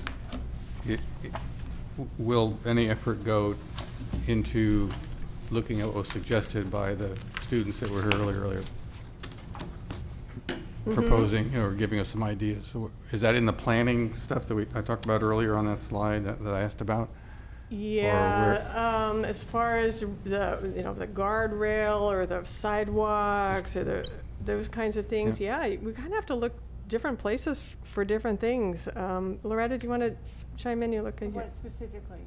Well, any of those that they suggested as ideas, when do those get looked at, and what part of the budget do they? It probably wouldn't come straight to the budget at this point. If something needs to go through a planning study, that's something we can do. If it's going to be something on the county road system, that would probably be something you go to the transportation department or the board of supervisors for that. We are involved in helping with grant applications for the bike and ped state program. There's really only one source for that now. There's really the active transportation program, is it? Right, and So they had a variety of comments they made, in the items such as lack of MTA bus service. That's something that for an unmet needs hearing or an unmet needs list. So when they come to us, we always direct them to the right program or department, or what MCOG can do, or if it's something MCOG can't do, it's often a city or a county. Yeah. But most of these are dealt with on a case-by-case basis. Okay, so where in the budget is MCOG's dealing with this on a case-by-case basis? Is that in the planning part for next year or somewhere else? It kind of depends on what it is. The unmet transit needs is one thing that we would try to fund through our transit allocation to MTA. We develop that list over a year's period, so we have a list that's been in front of us since starting in last November that will conclude, and then start a new round after that, so we can put more unmet needs on the list. And there's a lot of competition for that, so we don't have a lot of money to put into transit for all of the needs. Like the Laytonville service has been tried before. It was grant funded for a couple of years, and that expired, and there really wasn't enough ridership to continue it. It's pretty expensive to provide. MTA. So I think the transit thing, there's plenty of opportunities for that issue to be looked at. I think the bigger issue is that sort of litany of capital improvement projects, both from the two groups that we saw, which were Ukiah and Laytonville. But it sounds like similar presentations and observations were made in other parts of the county. Fort Bragg, I don't know if he said there was also a Willits group. So it sounds like all those observations could be collated in some way. And sort of, I think it'd be helpful if the planning team could kind of comb through them and see, are there some projects on here that look like they would be competitive on a statewide basis, and then try to work with either the specific city or the county, if there's 3 of them that are in the county, to say, okay, let's bundle this together as a future ATP grant. I would say one thing we're doing that on a continuous basis. There's so much coming right now out on the active transportation program. The Cycle 4 is going to be released in May, and we are working with the TAC. We're sending them probably on a weekly basis announcements. We're asking them if they have projects to bring them to us if they need help. So most of these, if it's going to be an ATP project, it's going to be a county or a city that's going to be the applicant. And don't forget, we've got that pedestrian inventory grant-funded study that's just starting up right now. And that's going to be county-wide. Yes. So we have a consultant expert at this stuff that's going to be going around to each of the areas of the county and looking at the top pedestrian needs. And then you get something into a plan. Now you can go apply for funds for the highest priorities in those communities, So it's Is a step-by-step thing. Well, yeah, is that consultant automatically going to get what was presented to us today, or if they've go looking for it again? You know, how are they going to know what was told to us today? Is that automatically built into the process, or? I think, and correct me if I'm wrong, I think we're just hoping to have something actionable that we can do to help with what these kids are all going out and finding, right? I'd like to, yeah. We'd like to at least take something that they are finding and try to do something. So for some them. for some of the things that were discussed today, the next step wouldn't necessarily be reflected in this budget, because the next step would be pursuing capital funding. So the only place that would really show up in MCOG's budget, because like Janet said, those capital things aren't in this budget, with the exception of the 2% LTF funding for bicycle and pedestrian, which is really just sort of intended to fill gaps and provide a match, so that it could be reflected there, or in our work program that provides funding for staff to assist agencies with capital grant applications. So those are the places that those next steps could be reflected in the work program. Depending on the type of improvements, you know, like for the Ukiah presentation, some of those things they were talking about were bicycle and pedestrian improvements. Some of them were more, you know, vehicular traffic related issues. So different funding sources could be considered for those types of things, between what the kids have done and then the traffic study that the city and school district and MCOG are partnering to fund, that's getting started now. You know, those could be, that's sort of the final planning step before moving on to that next step of finding capital funding. So that won't necessarily be reflected in this budget. Mm-hmm. Good answer. Yeah. And We're Michael? sifting If I through may, things, right? I think what has to happen now, what they presented here was great information for us, but Ukiah has to present that to the Ukiah Safety Planning Council. Laytonville has to present it to the Laytonville Municipal Advisory Committee, who can sit down and write up a recommendation that goes to our supervisor, who can then come and bring it to the board, and you can look and see, okay, which one of these are the highest priority? Where do we put them in the unmet finance or unmet transportation needs list? And then it comes to us and we look at the unmet transportation needs list and decide which ones are going to be, we're going to try to fund. Yeah. You've got to get cost estimates and things like that. And, you know, the same thing, Yeah. what they presented at Laytonville could be presented to the Municipal Advisory Committee and to the school district, and then the school district can work on part of it. The advisory committee can come to the Board of Supervisors and say, this is what we see and what we need. I just have a quick question. Ukiah hasn't done any safe routes projects with all that federal money that was out there, because every school zone in Fort Bragg has had a safe routes project done. Every street that is in the school zone has had millions of dollars put in it. So Ukiah did not apply for any of those grants? I assume they have. I don't know off the top of my head where that effort has been spent. Because looking at the photos, there's no safety measures at all in any of those photos, and we have safety measures everywhere in Fort Bragg in our school zones, and it was all free. Fort Bragg has led the way. What's that? So Fort Bragg has led the way. I mean, Fort Bragg's had at least 3 safe routes to school grants, right? And I think Ukiah had 1 or 2 over the years.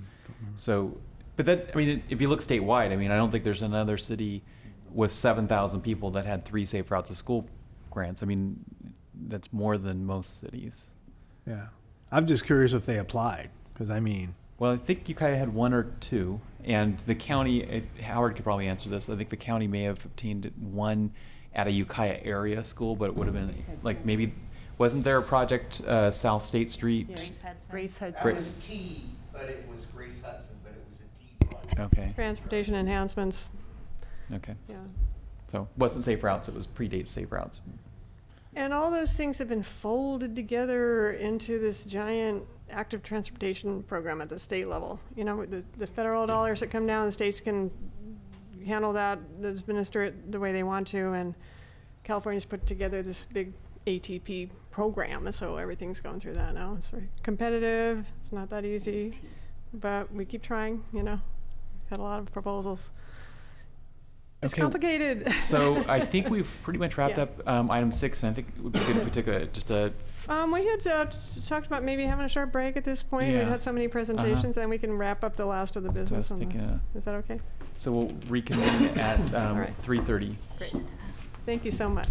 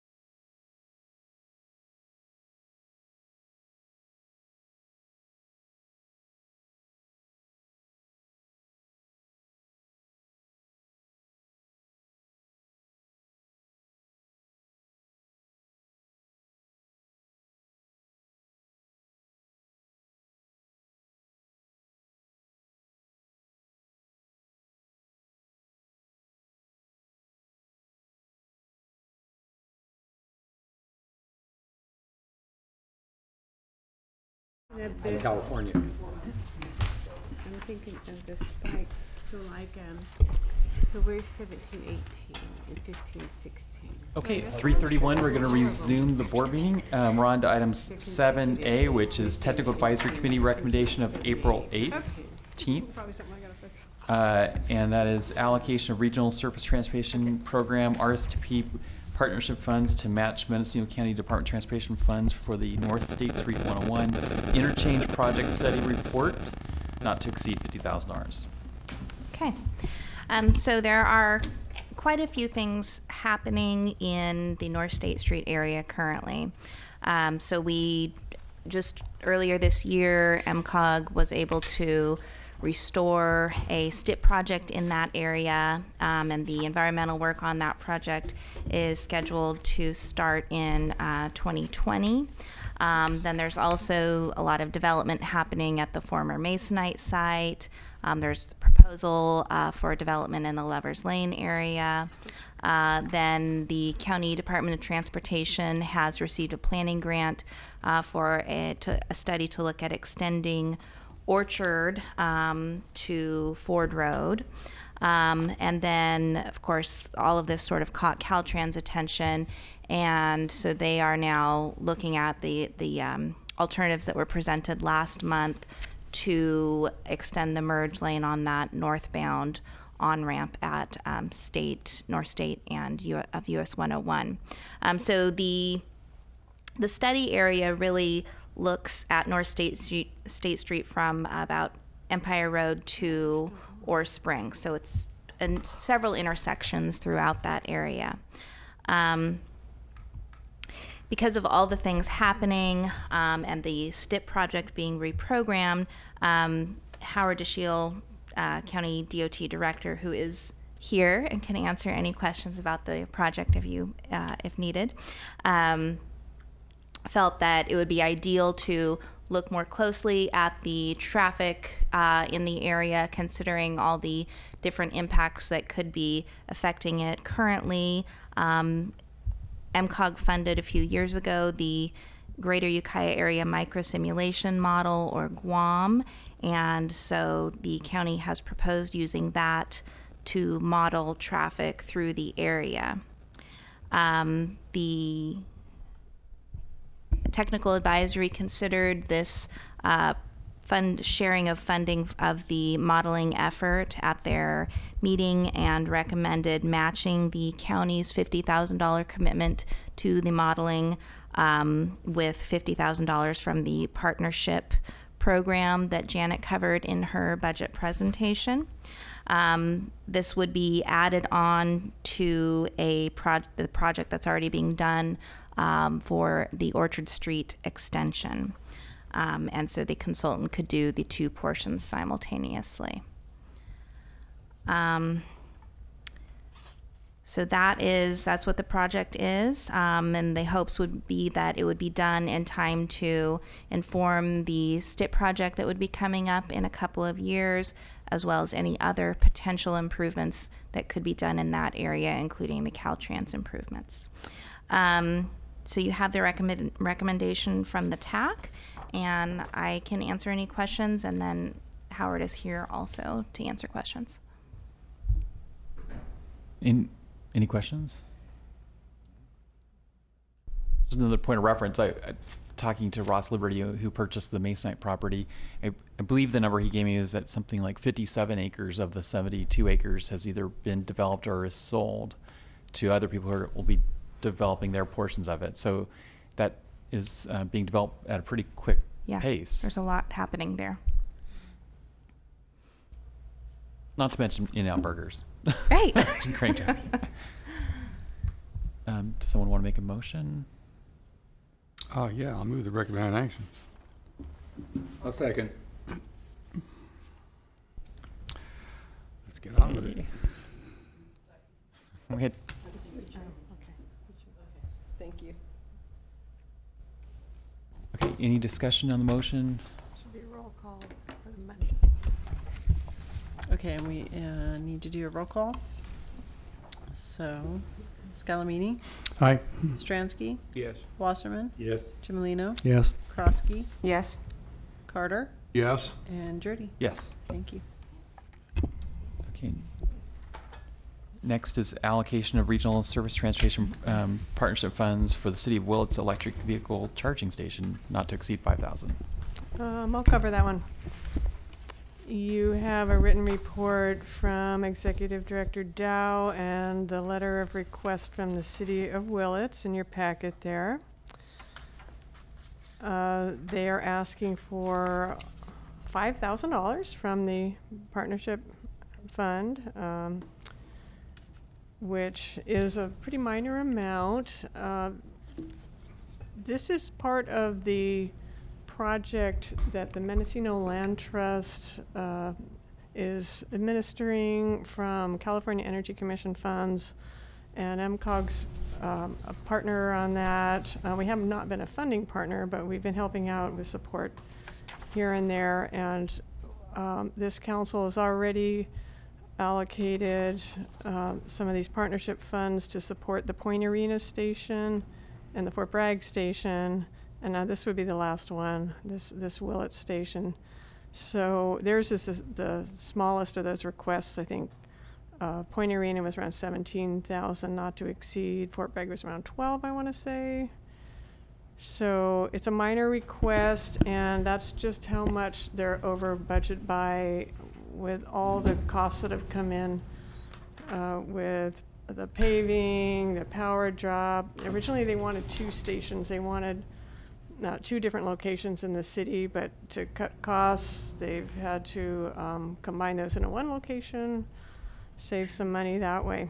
So the Technical Advisory Committee did review this. I see there's a typo in the staff report. It was April 18th, last month. And they and staff recommend a commitment of $5,000 from the partnership funding program to assist them in meeting the ADA requirements for that electric vehicle charging station site. And I think it was the city standards that kind of took it over the top. It's been hard to calculate these costs at times, and this is sort of the first time around for some of these entities. So we're going to know better the next time, you know, we install things, how much these things are really going to cost. So anyway, the recommendation is to allocate the $5,000 to the city for this project. Any questions on that? Where is the location? It's at the city parking lot on the corner of West Mendocino and School Street, right downtown. It's a short block to all the downtown shops and restaurants and things right off Main Street in north end of Willits there. Okay. And what level chargers are they? They'll be level 2 chargers. They're not this, you know, so-called fast chargers. But you know, it's opportunity charging. It's while you're sitting there, you know, doing your shopping or something like that, eating your lunch, you can get a little more charge in your car. So, yeah, it's really necessary. This will be the first time we've had anything in Willits, so it's just the beginning. Someone want to make a motion? I'll make a motion to commit the $5,000 to assist the City of Willits. I'll second. Great, thank you. Thank you. And that's a roll call. Okay. Scalamini? Yes. Stransky? Yes. Wasserman? Yes. Chimolino? Yes. Carter? Yes. Krosky? Yes. And Jody? Yes. And I do note that we only have 1 member of the public in the audience, and I did not see an indication that he wanted to speak on either of these items. Thank you very much. Okay, where are we? What's next?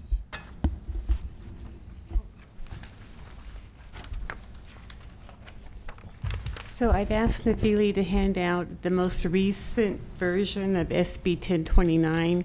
It has an additional amendment since the one that was put in your packet. This is the one we have in our packet? This is an update to the one you have in your packet. Oh, it's an update? Yes. Okay. It had an additional amendment on April 30th. Thank you. So, as you may know from a previous report, we've been tracking the Senate Bill 1029, known as the Great Redwood Trail Act. Basically, the intent is to require the NCRA to transfer its rights and responsibilities to two different agencies. South of a point in Willits, it's going to be, it's envisioned to be transferred to the SMART district, and then north of a point of Willits, it's envisioned to be transferred to Caltrans, and then later on to a newly created agency. So we've been paying attention to it, but we haven't been involved with it. And Senator McGuire, his office has not reached out to MCOG staff for any input.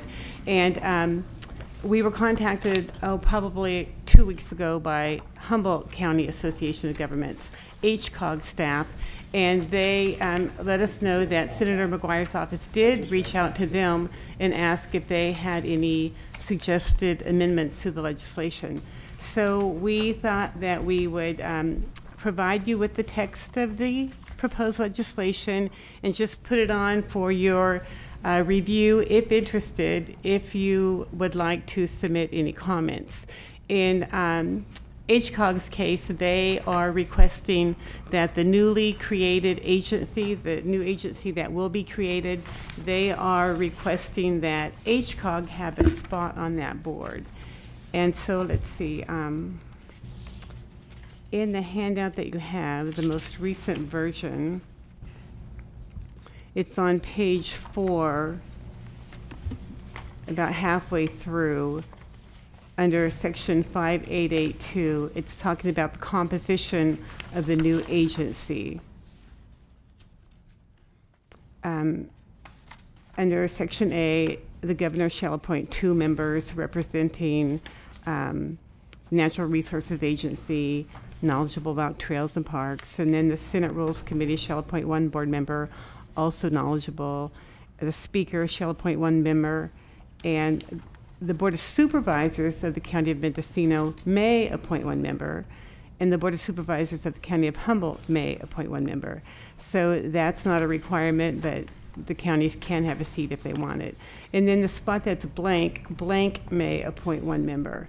So HCOG is proposing that they allow the COGs to have a member on this board.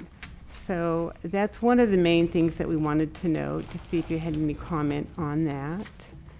And MCOG staff doesn't have a position on the legislation, and we're not asking you to take a position on the legislation, but we are just basically bringing it to your attention and letting you know that it's out there, and if you want to submit comments, we can do that.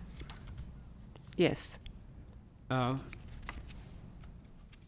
first question is really a basic question, is I cannot find the mile marker 142.5. Where do I know where this is? I've walked up and down the rail track. Okay. And there's no sign that says, you know, that's me. And I understand that point 305 is probably in Arcata or Eureka. Yes, right. Yes? Yes. Okay. And mile marker 284 is after it gets through the canyon, yes. And I would say in the flat areas where that is. That's my understanding, yes. Okay. That's my first comment. So do you Okay. have any idea who I would go to find this? Well, I would think Caltrans could help us with the mile markers. Caltrans would maybe know where it is? Well, I haven't checked it out, but I assumed it was the mile markers on Route 101. Is that the mile markers you were looking at? I don't think they're on the rail. No, there isn't. Okay. So, but this has to be on the rail because it's talking about the rail, because that's right, where but are there mile markers along the railroad track? I don't know that. Not that I found. Okay, so I thought it was the highway, but I don't know. But the way it's descriptive, it's that at some point mid-Willits, I thought, right? So, yeah, it's in the Yeah. city of Willits is what it says. Right. So I need to go out and see where it is on 101, and that's where it is? We will find that out. What? We'll check into that. Okay. And my next question is, what happens to the communities that have no representation on this? On the board? Right. I mean, it's heavy from, you know, the Golden Gate Yes. Transit Authority up through Marin and Sonoma, and then everybody else is just, you No, know. you're talking about the smart board, not the new agency. But that's what it says in here. Okay, on the smart board, there is a provision to add one additional board member. Yeah, but That's on there's 12 or page. 14 board members. Right. And only one, it says only one from Mendocino County that the supervisors can, doesn't say that will, it can Right. appoint. Yes, that's on page 6. And that's an existing board, right, and they're only proposing to add one. Okay, so then, I understand all that, and I understand what's happening. What happens to a place like Ukiah, for instance, where Sonoma and Mendocino County are gonna own a strip right through their community, and they have no representation on it? Right. That's exactly right, that's why it's. Isn't that right? Is Yes. it right or wrong? No, you're correct, they're only And it's proposing gonna to add own one. maybe half of Willits, and we have no say on it either. Right, So- that's the reason it's before you, to request any amendments to this legislation. Well- This is how it's currently proposed. Well, it is, because I read this over probably a dozen times because I couldn't remember. And then I started walking down the railroad track to find out where it is, and I had not a clue. And I've asked the only people in my area that have run a train is a skunk train, and they have no idea. So I have a question. So there's the SMART, which already exists, Sonoma Marin Area Rapid Transit. Which they're proposing to add one To additional add, member. yeah. Yes. And then there's also a new Great Redwood Trail Agency. Yes. I guess I'm assuming the Redwood Trail Agency would have its own board. It is, and it lists will. the composition on page 4. So, okay, on page, That doesn't give anybody in the area any validity either, because those are made up of experts Right. from the trails and Yes. It's heavily weighted against local representation. okay, so wait, so that board will have someone, the governor shall appoint 2 board members. The Senate Committee of Rules shall appoint 1 board member. The Speaker appoints 1. So this is a little bit like the Coastal Commission in that they're largely appointed. Yeah, this whole thing. I mean, and then there's it's heavy duty well, okay. the other end. Okay, well, hold on. So then there's Mendocino County Board of Supervisors and Humboldt County Supervisors, and then what we're the blank F, which is left blank as who that is HCOG. Are they proposing that that HCOG makes an appointment and MCOG makes an Well, appointment? HCOG told me that they've already informally requested, they went ahead without asking us. They said that they requested that both HCOG and MCOG have a spot on the new board. Okay, so F could easily be interpreted as being 2 positions, one by HCOG and one by MCOG. Well, you could interpret it, If we were to join them in making that request. if you were joint, you could make whatever request for your own spot or whatever. You But- could request whatever you want. So that just sort of adding up the votes, that'd be 2 from Mendocino, 2 from Humboldt, if that were to be incorporated, and then there'd be 1 from the Speaker, 1 from the Senate, and then let's see, that's 4. So that would be an even number commission. So obviously, either 3 new people are going to be added. They've left 1, so either 1's going to be added or 3 are going to be added because you need to have an odd number commission in all likelihood. So. Yeah. I think it's a great thing that's going to happen. I mean, it's going to generate a lot of revenue and a lot of people in the area, but I just was concerned about the representation for Right. any of us. Right. And if I was in Ukiah and it ran right through my community and I had no idea or no call on it, I'd really be fired up. It's only going to go halfway through my community. Right. So. Well, the spot that they're saying the Board of Supervisors of the County of Mendocino, perhaps they're thinking that that could be a Ukiah person or, a Willits person. But it's Anyhow, only one spot. That's the point. So the trail though is envisioned to be north of Willits. Right. It splits right in the center of Willits, or wherever mile marker 142.5 is. Okay. I mean, I don't know for sure. I would think the assumption would be it would be north of where the California Western terminus. Right. So. No, that nobody knows. Well, I'm just saying that would be the assumption. I'm not saying that's where. Oh, it is. I think it's gonna. I think where it is right where the Skunk Train Depot is, personally, because that's halfway, and because the only spur on that road is up by the high school, and it says in here that they're going to assume the spurs also. Okay.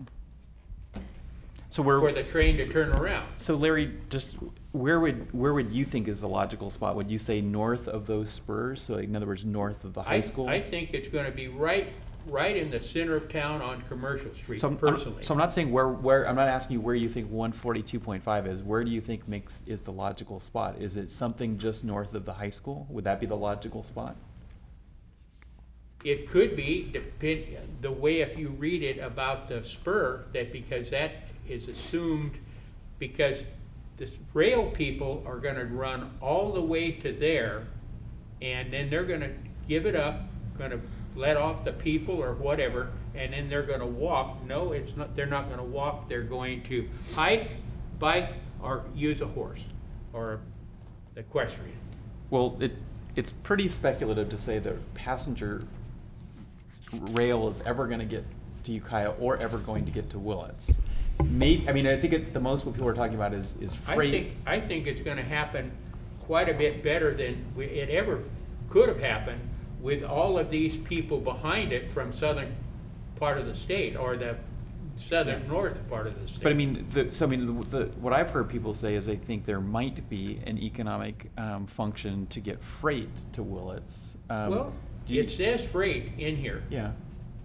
But I mean, passenger rail would need some kind of subsidy. So the reason why SMART works, if it works, because it's new, is because they have a voter-approved sales tax in Sonoma and Marin County subsidizing it.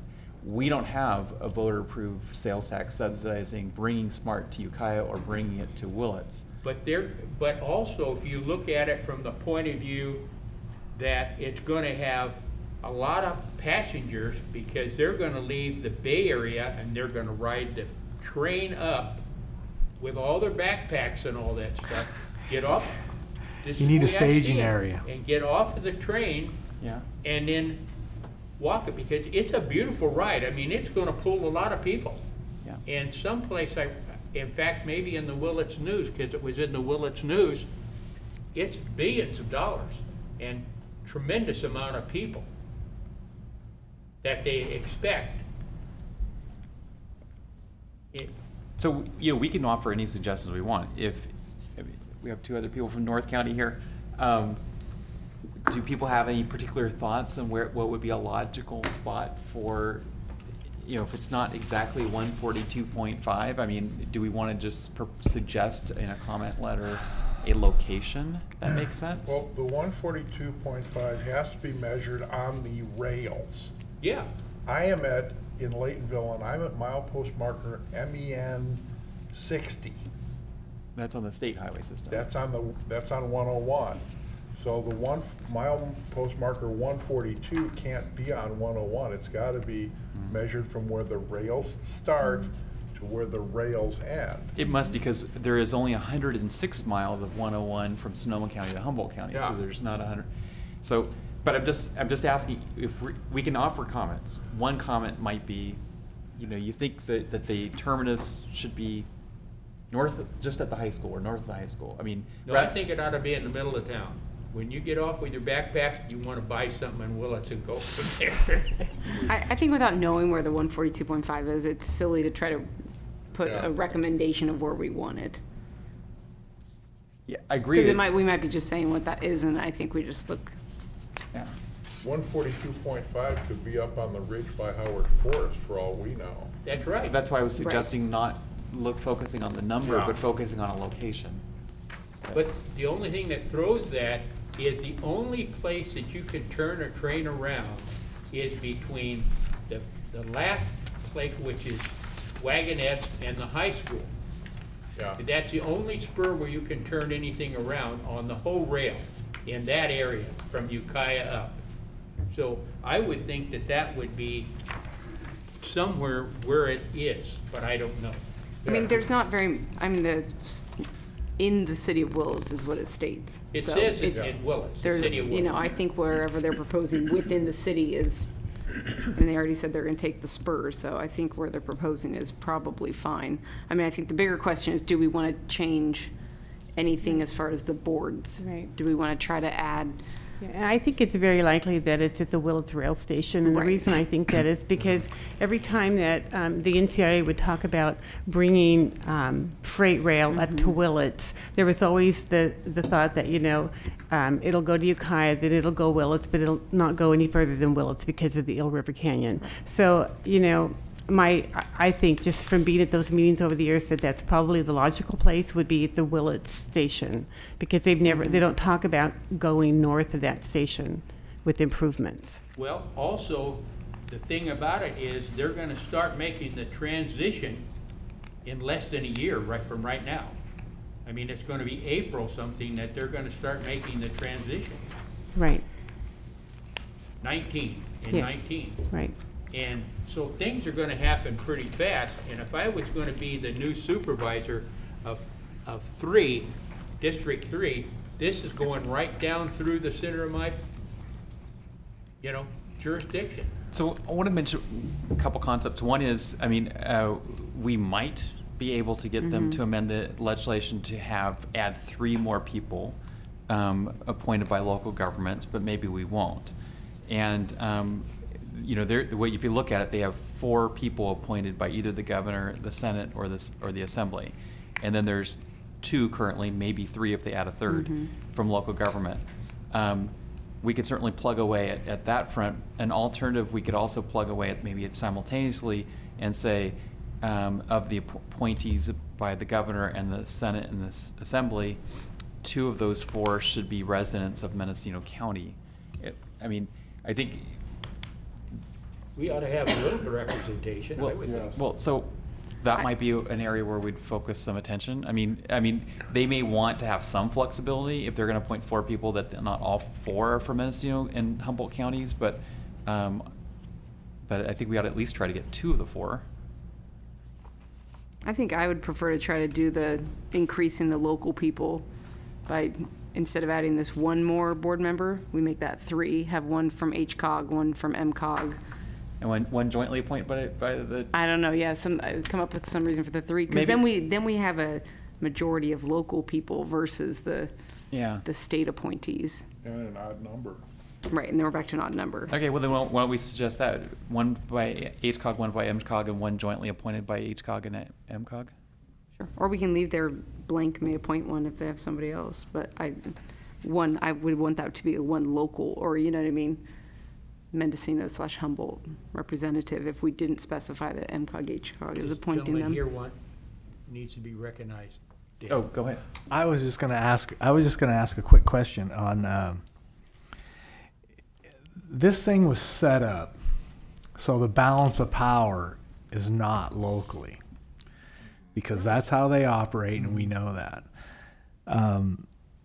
Looking at this, I don't know how we can flip that, because we can all say we want that, and it makes the right sense to us, but I don't know how we're going to get them to agree to it, because these appointees, you know, they're going to be appointees. Somebody's going to be making money. Somebody's going to know somebody. And I know it's all for well and good, but we also know how it works in the background.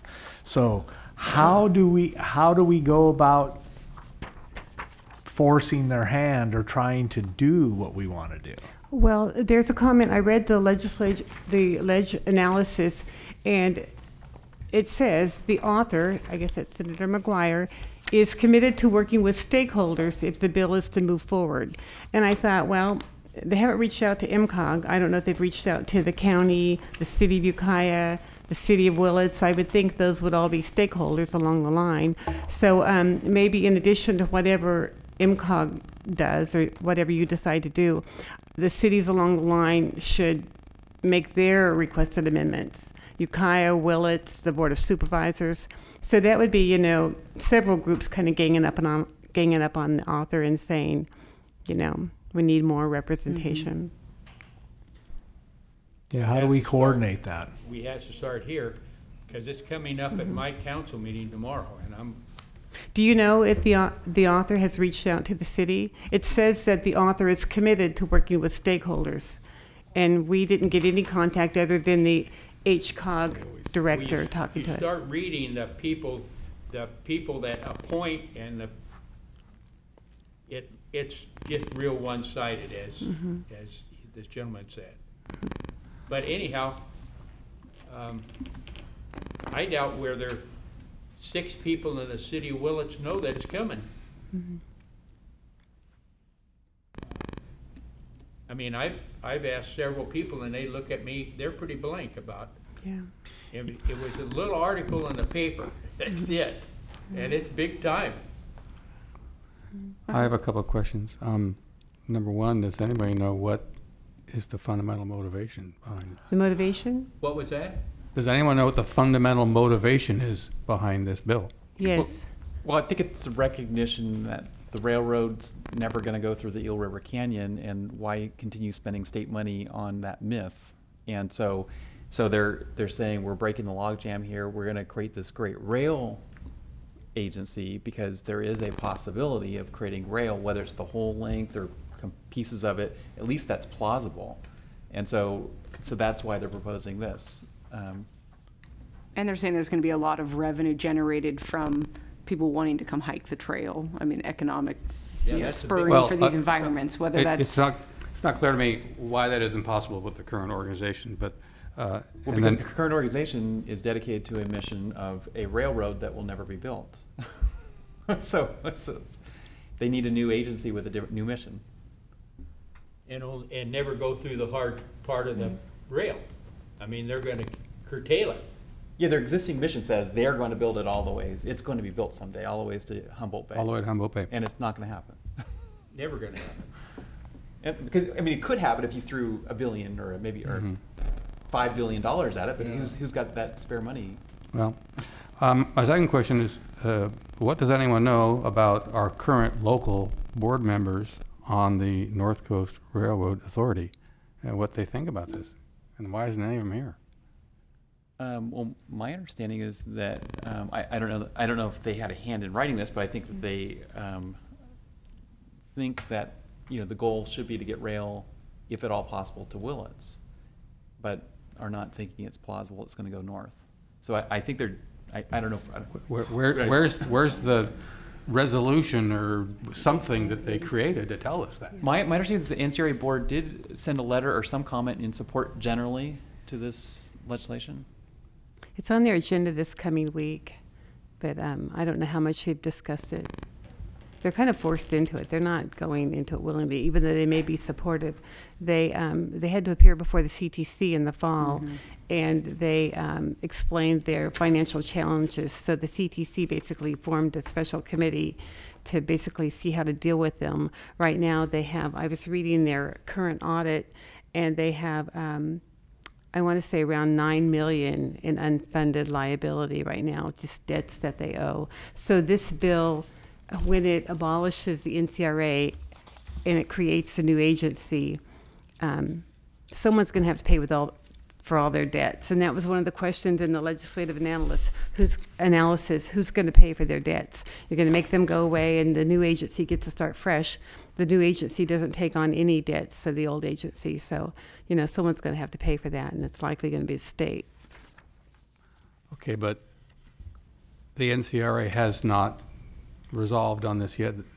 They're scheduled to well, it's on their agenda for this coming week. I was not at the last meeting. They canceled last month's meeting, so the month before that the legislation was new. I don't know that they had taken a position yet. I know John McCowan's very much aware of it, and I hope to shout. I don't know if they've taken a position. So I don't believe they're fighting it. They see it as inevitable. They're thinking there's no way out. Yeah. I can imagine that, but it feels like the cart's before the horse here. Well, the CTC is on record in this analysis of agencies that have supported it as supporting the bill in concept. So that tells you that the thing I saw about it is that the Sonoma Marin Area Rail Transit District will own all the assets. Right there, To that transferring. point. Yes, yes. I mean, that's the thing that amazes me. Well, that is possibly a good thing, though, because they have that sales tax. They're Yes. actually a financially viable organization. I'm not saying that. I'm just saying that if I was in the city of Willits and somebody else owned a strip right through my city, I don't know if I would like that. In theory, yeah. Because that's what this says. Yes, because they'll own the entire right-of-way. Yeah. But currently NCRA owns that right Yeah, of way. state agency. I didn't hear you. Currently NCRA owns that right of way. I So understand that, but it hasn't gone anywhere, and nobody even knows what a train is like up there. But now something might actually happen. So. I mean, we built a housing project in Willits, and one of the things were, what about the trains that are gonna go through? And everybody laughed, because it never happened. Hale Creek. Hey, I can beat that. We're going to put a courthouse just a few dozen feet from the railroad. Nobody's even gonna be able to get off the train in Ukiah. I think the idea is to keep in public ownership all that right-of-way that, the 300 miles of right-of-way that took a lot of Anyhow, effort to put together. May I make a motion? Okay. I think that Mendocino County and the cities that it goes through need some kind of recommendation. I mean, some kind of Representation. Yeah. on SMART or on, because they're the two separate agencies, on SMART or on the Great Northern whatever On the new agency. Trail. I can't hear you. On which board are you talking about? The new agency? Yeah, the new agency. Mendocino County and the two cities. I think Yeah, the couple of representation. the cities that it goes. You mean SMART though, for the actual Yeah. train, not the trail. Yeah. Yeah. The The trail trail is a we're- totally different thing. Right. So he means the SMART, it's the already formed SMART committee. The new Okay, committee. so right now it says it's going to add one member to SMART, and you're wanting it to add 3. Yeah. Okay. Would give it a little easier. I feel like that's reasonable. I mean, we've got Novato, San Rafael. I mean, granted, they don't have It's reasonable. Cloverdale. We don't have, I mean. It's reasonable. The only difference is that they have a sales tax that they're Right, collecting yeah. for it, and we're not contributing any money But to it it. really doesn't go through Cloverdale.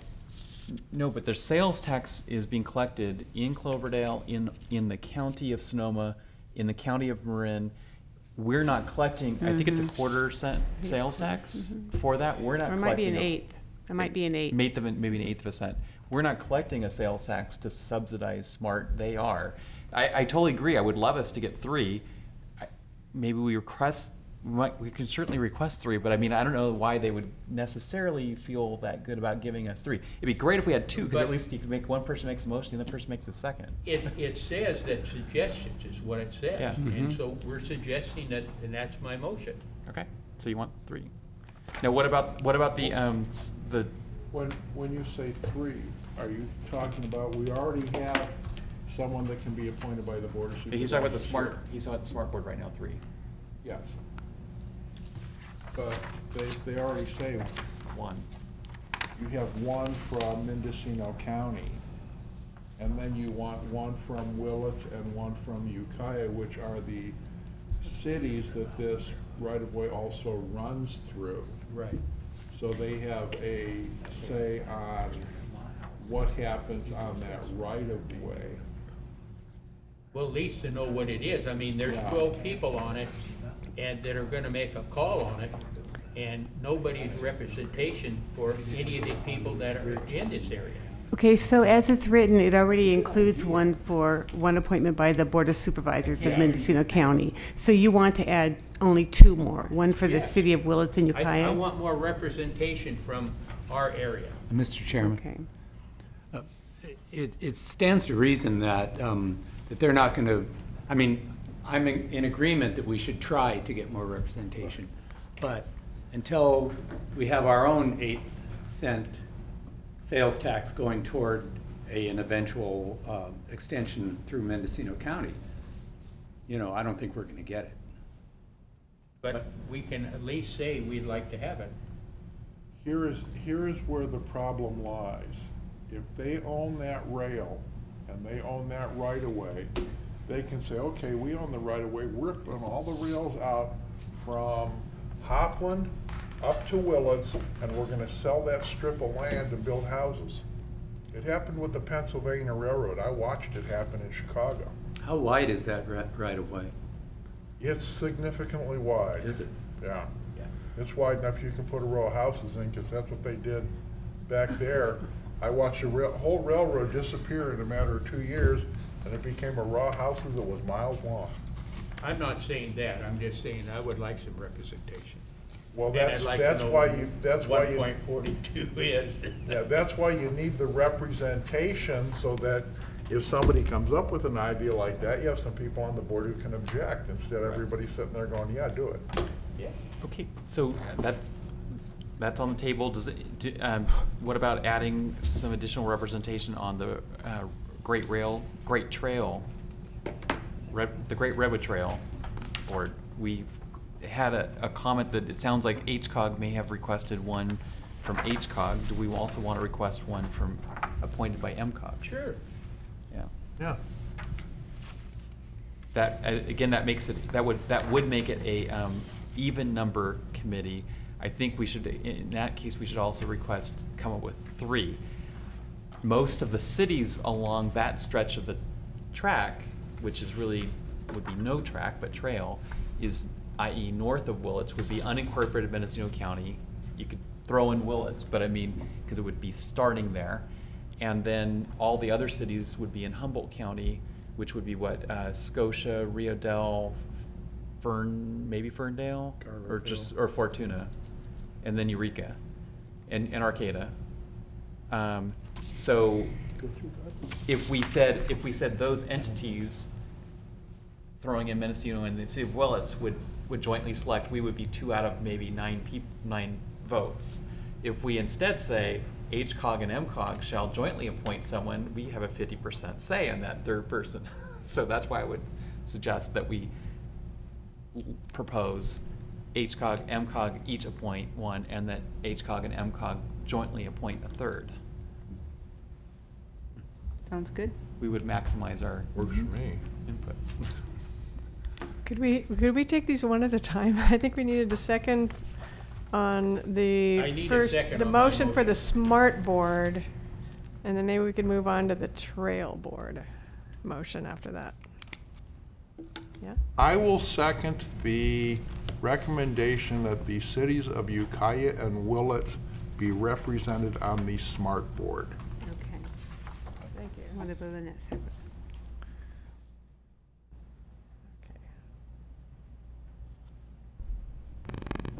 You want to vote on that separately? Is there any more discussion on that motion, or should we call for the question? I just want to clarify that then this letter F will still be there.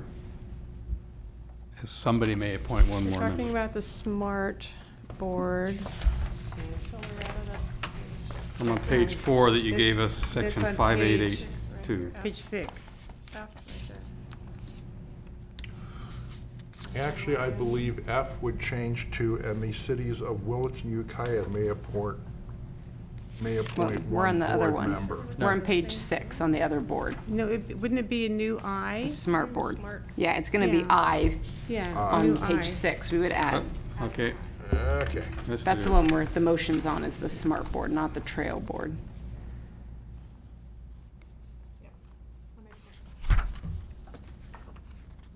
Okay, so I'm gonna. Okay. Okay, Scalamini, I'm sorry. For the smart I'm part. not finding where you just mentioned section Can I. we where- repeat the motion I'm on first? page 6. There is no, Find it? there's an H, and so it would be a new I. Okay, one member of the Board of F is right Supervisors. here. It's on page Section 9. 4 out of 7. Okay, someone just told No, me it was it's- page it's 6 out of six. 7. 6 out of Six, 7. Section Right 9. Okay, well, you guys are not on the same page. Yeah, it's So page let's clear 6 this up. out of 7. It's 9, which talks about it's talking about the board of directors for the SMART. And it has all the Sonoma County people listed, all the cities. H is one member from Mendocino County Board of Supervisors. And then I, we're asking to have a member from the city of Willits and a member from the city of Ukiah added to the SMART board. I think we're saying a member appointed by it, so they don't Correct. necessarily need to be a Right. council member. An appointee. No, appointed by the city of Wilton, Ukiah. Okay. And to clarify the motion, so I don't know if we have to actually have the actual language, but basically the intention here is the Ukiah City Council would appoint one, the Willett City Council, so they don't have to have common agreement on, Right. on those two Right. people. Yeah. So do you need to know the motion again? You guys, you understand? You don't understand yet? Does everybody understand the motion now? No. Okay. Show me where on this page it refers to the We're SMART on board. Page I 6 have not of seen the, it. page 6 of the handout from today of the amended language for the bill. And it started on page 5, the membership of the SMART board. I've looked on page 5, just show me where it is. Bottom of page 5, section 9, about the composition of the district board, that's a SMART district, shall consist of 12 or 13 members appointed as follows, and it starts with A. And then on the next page, page 6. Okay, what I'm looking for is Goes the down. board of what exactly? So And if I you have go- not seen the Come on, answer if to you the go- question. you The have to board of go what? Show me on the to word. section 7 Okay, on the same page. 6, turn it to page 6. Okay. Up at the top, 6. I don't think it says And that. It doesn't say. Number 105020 says the governing board, the district shall have a vested of the board of directors, which consists of the members appointed by, and then it lists them. I agree, and I'm That's- asking so that- board of what? Now, back to Sure. Georgianne. I was gonna say, if you look, so on page 5. Yes. 5 of 7, section 7. Under that, 105003. Yes. District means the Sonoma Marin Area Rail Yeah, Transit District. Okay. So there's 2 separate boards. The other one is defined earlier, but the definition for this one is that Sonoma Marin Area Rail Transit District. Okay. Good? So page Good. 5 and 6 cover that board composition for that rail district. And the motion was to ask for an amendment to add representation appointed by the city of Ukiah and by the city of Willits for representation on the SMART board, and that would be a new item I.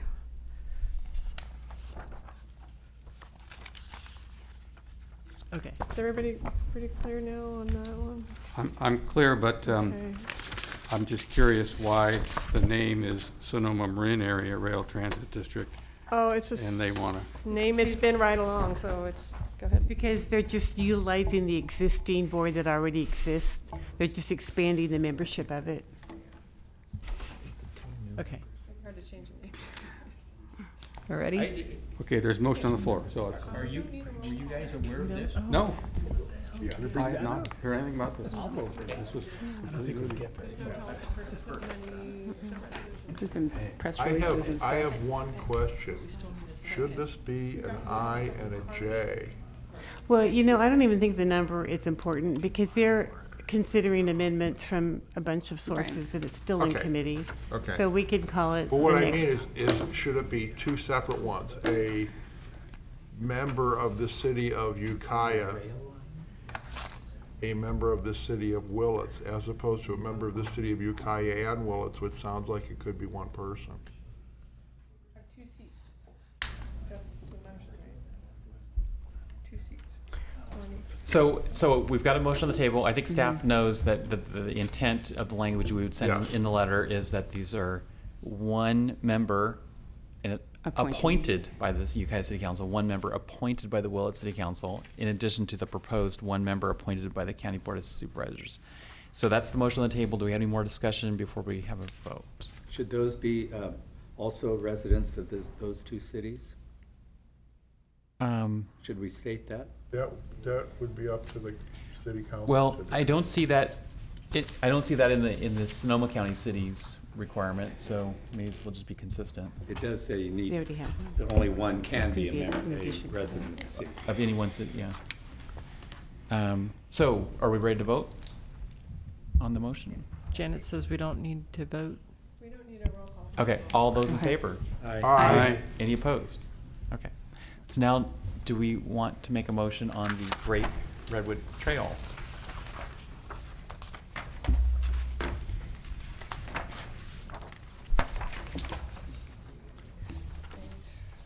So what's been suggested for the Redwood Trail Agency would be one MCOG representative, one HCOG representative, and one representative jointly appointed by those two boards. But I don't know if that's been made into a motion yet. No. Does someone want to make that motion? I'll make that motion. I'll second. What was the motion? That we would have, in addition to the members listed in 5882 for the Redwood Trail Agency, that we would include one member appointed by HCOG, one member appointed by MCOG, and one member jointly appointed by HCOG and MCOG.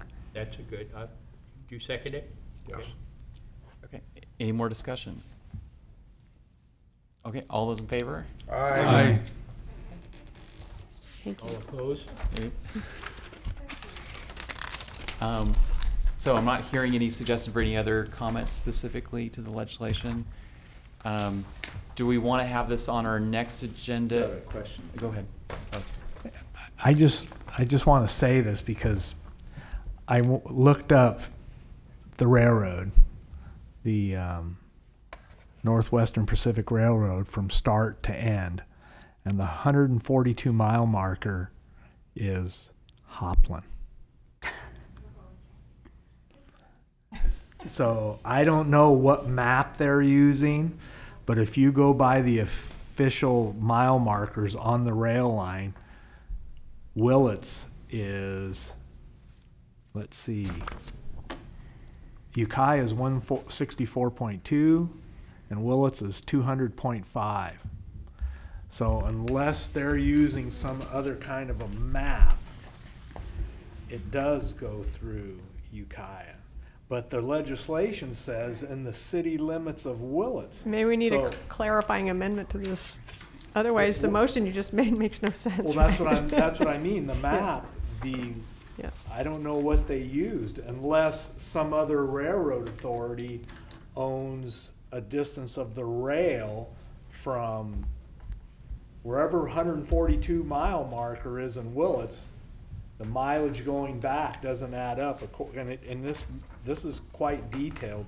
It shows every mile marker, Kaminsky Creek, Tunnel 8, Tunnel 9, US 101, Flitz Creek. It gives you every mile marker, and so I don't know.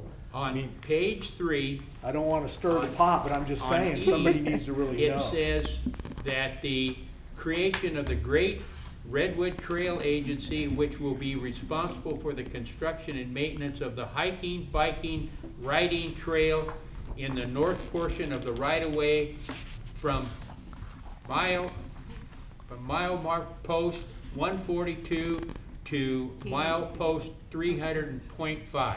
Right. But if you go by the railroad, I just went by this because I couldn't find 142, believe me. But I mean, because the mile 1, it starts in Schnellville, and then the rail line ends. The rail line officially ends in Samoa at 462.6. So my thought is, what if we send a letter with these 2 points that we've agreed we would like, and in that letter say that this will also be on our agenda at our next board meeting for possible comments, for possible additional comments, and possible in consideration of endorsing the legislation, because we haven't actually said we're endorsing legislation, but that would give us 1 more month to get clarifying information about some of these issues. Mhm. We could make additional comments at that time, including possibly endorsing the legislation at that time if we feel comfortable at that point. But right now, at least we have an opportunity to get these points across as early as possible in the legislative process. Okay, that's good. So we don't need to vote on that direction of the board. That's what we want to do. So it'll be back on our agenda for additional comment.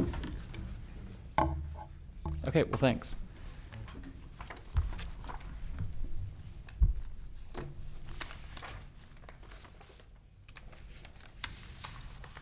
Okay, so then that takes us to consent calendar. Do we have a motion to approve the consent calendar, which is the February 28th Executive Committee minutes and approval of the April 2nd minutes? I so move.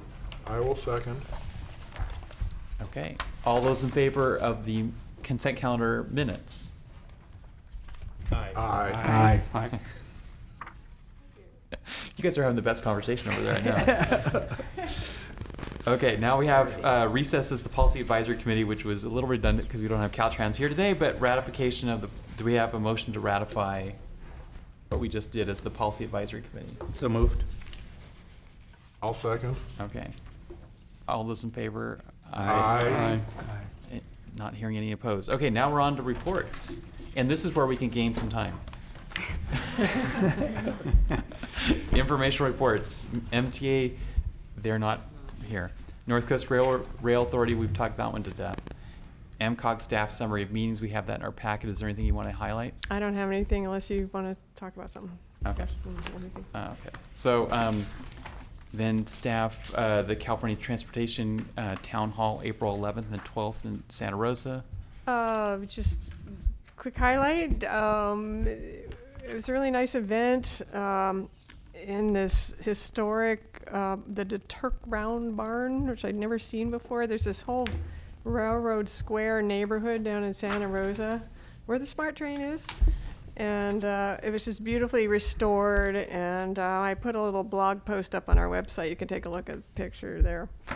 I think there were about 6 commission members of the California Transportation Commission present, and their executive director. I attended, that's what I remember seeing. And of course, our executive director was there. Nafili was there with also some people from Lake County, and Transportation Director Howard DeShiel was present. That's in your report, and Richard Shoemaker, and they made really terrific presentations to the CTC about the struggles of a rural county and a small town. So yeah, I think it was really valuable for them to hear that and have some FaceTime with these important officials to make such momentous decisions all the time. So that's what happened that day. It was really an excellent meeting. Anything else? Do you have any miscellaneous reports? We do not for administration, no. Okay. Planning staff, regional housing needs methodology.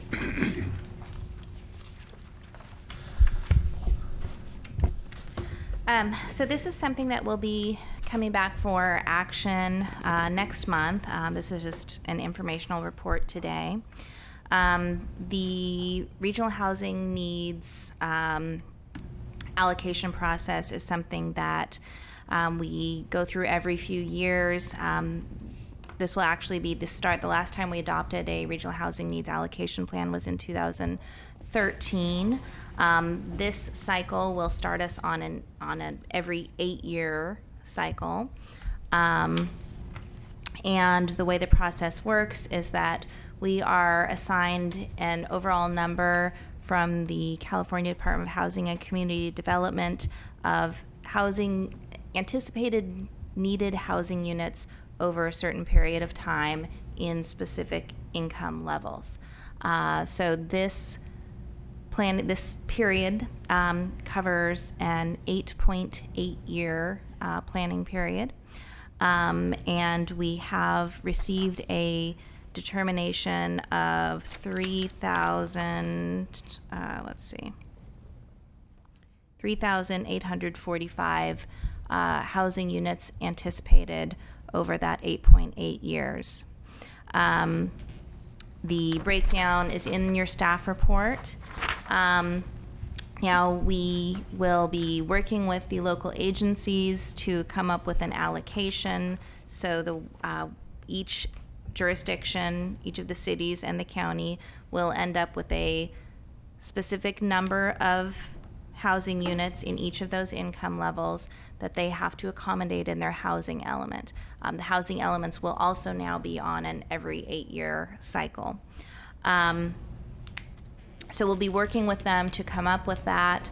Our plan is to adopt the Regional Housing Needs Plan, which includes the final allocation for each jurisdiction at the August meeting. The methodology statement that is included in your staff report just provides some guidelines of how those numbers, the factors that will be considered in allocating those numbers. So I'll go through the factors quickly: current population distribution and trends, past development trends, availability of appropriately zoned land, annexation opportunities, zoning change and general plan amendment impacts, availability of resources and infrastructure services, the 2013 housing allocation, vacancy rates, tribal population and housing development, limitation and challenges to housing and land resulting from recent wildfires, and potential impacts of recent housing-related legislation, including SB 35. So this methodology statement is what will be back for consideration at your next meeting. There is a 60-day notice required for both the methodology statement and the adoption of the final plan, which is why it's not on for action today. But we have been working with a committee of planning representatives from each of the local jurisdictions. We are also in the process of developing a challenge to our overall regional determination.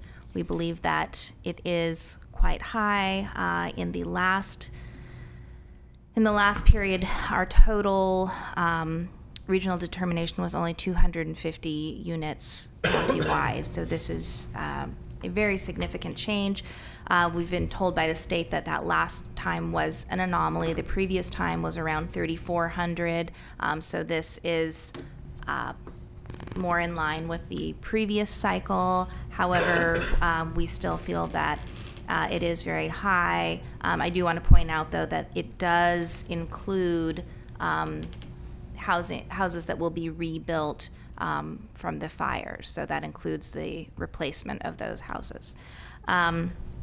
So we're working with local agencies to develop a challenge. However, in the meantime, we'll be working on an allocation using the numbers that we have been given at this point. So I just have one question of Ely. What happens when houses are dilapidated to the point where they're not occupied and they are rehabilitated or replaced? Do they get counted?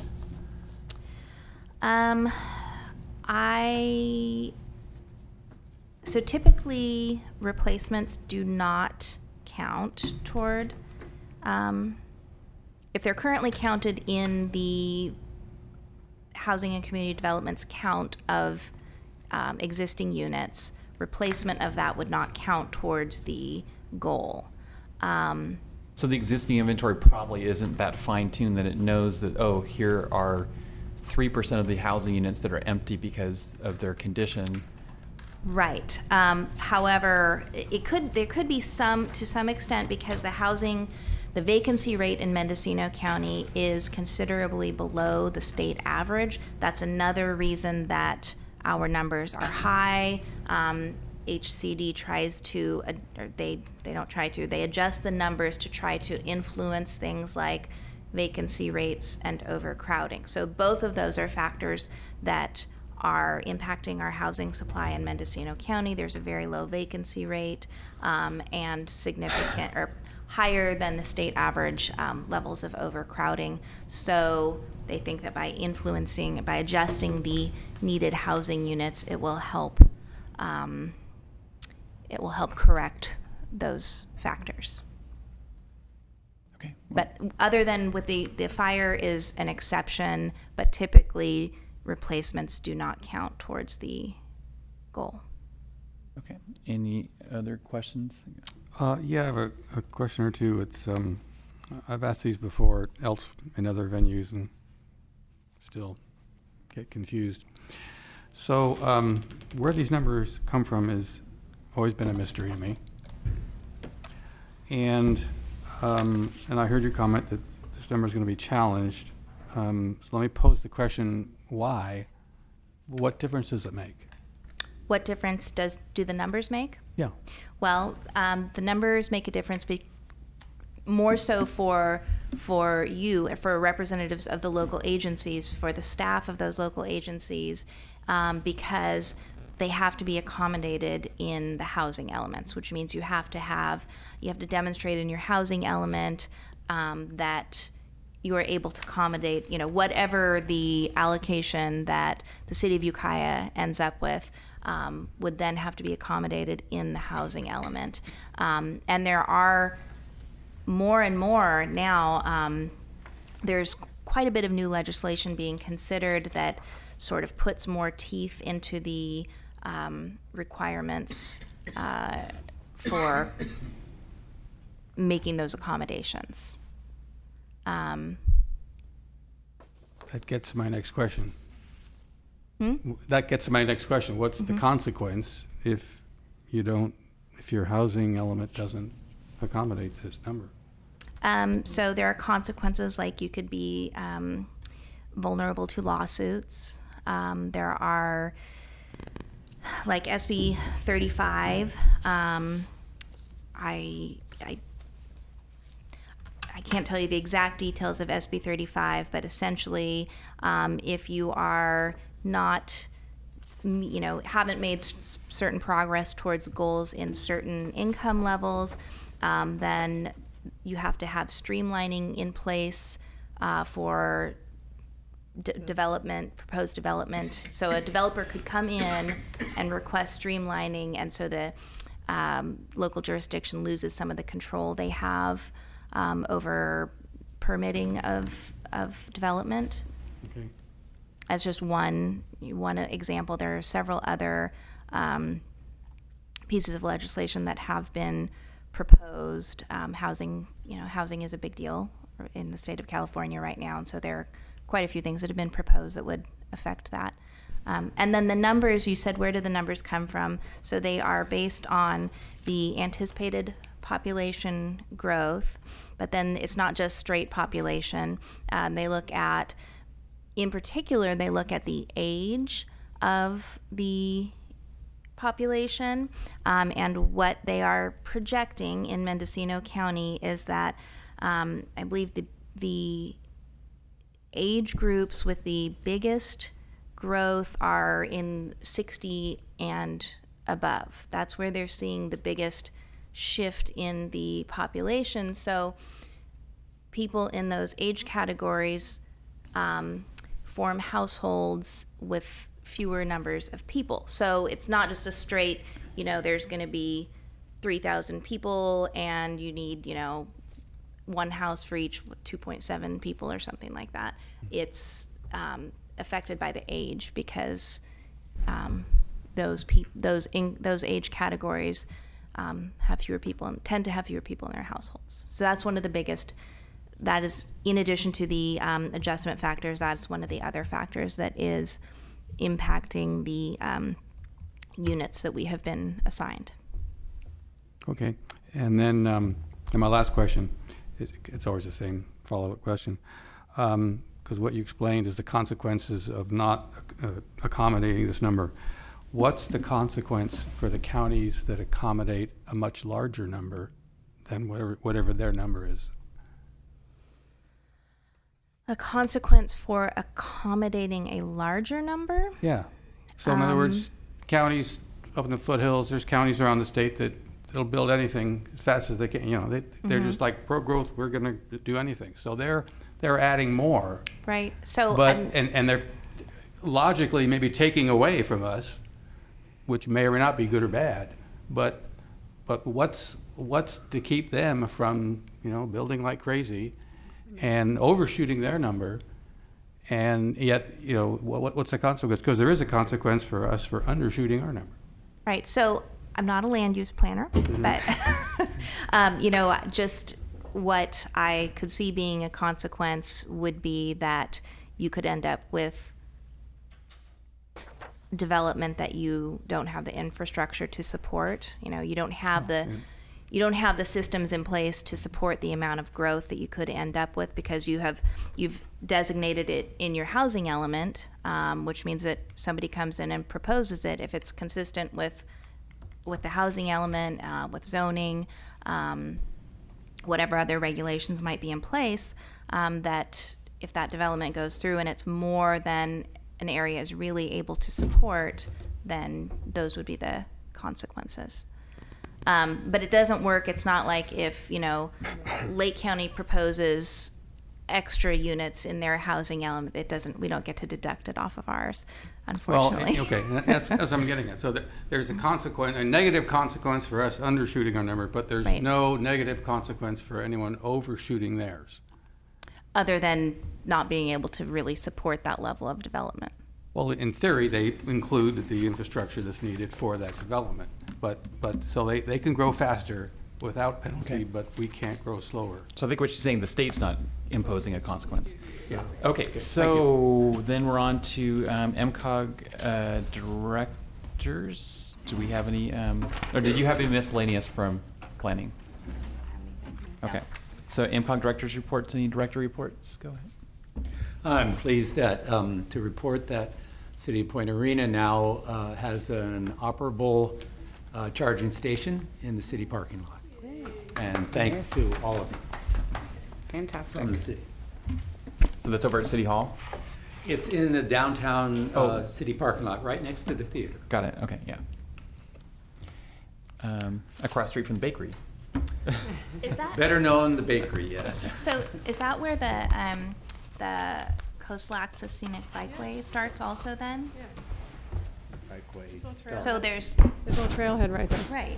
There's the theater, Scenic right? Bikeway, parking lot. And you mean down to the cove? The one that goes through the park first, and exactly. then so bridge, it's right there. Yeah. Great. Okay. Do we have any CALCOG report? Okay. So nope. Oh, go ahead. Yeah, there's something I'll mention, and just to introduce a topic related to chargers. I don't know if anyone else noticed the recent news just in the last week or so that Volkswagen of America has announced they'll be installing electric car chargers at Walmarts around the country. And so I'm not sure how that would play into what, what we do in Ukiah, but it occurs to me that they might have fast chargers there before we do and elsewhere in the city. Probably. Which gonna make me feel a little silly, but I'm gonna look into that more, and maybe I'll get with you to. Yeah, it's Electrify America. That was Electrify America is the organization that's doing it. Volkswagen lawsuit thing. Yeah. Specifically fast chargers? Yes. And I'll send the article to Jan. You can distribute it if you like. Well, we're having some just staff conversations with Redwood Coast Energy and Siskiyou, our usual little coalition over the North Coast, North State, and they've been in touch with this. The Electrify, what's it called?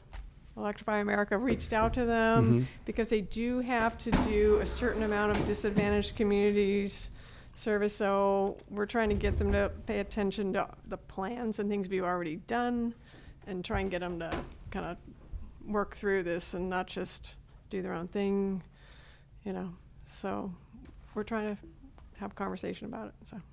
Okay, I'll get with you separately about that. They're pumping a lot of money into it.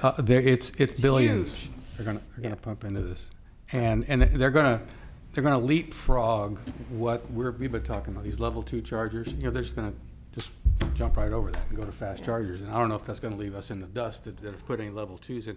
The 4 that you might have heard about, they were part of the Tesla deal in Ukiah, and which aren't installed yet, and the city isn't sure still yet where to put them. But those are our level 2 chargers. So we could put them in a few years. I don't know when, but you know, as soon as this Electrify America thing comes along, you know, they'll be obsolete. And so, or you know, not completely. We're but going to need everything. We're going to need lots more of everything to accommodate the. I'll get with you about it. Proliferation of EVs. Never buy a Tesla. Thanks for that report. You lease them. Okay, so at 4:46, we'll adjourn. You want me to bring up The marathon. Thank you, everybody.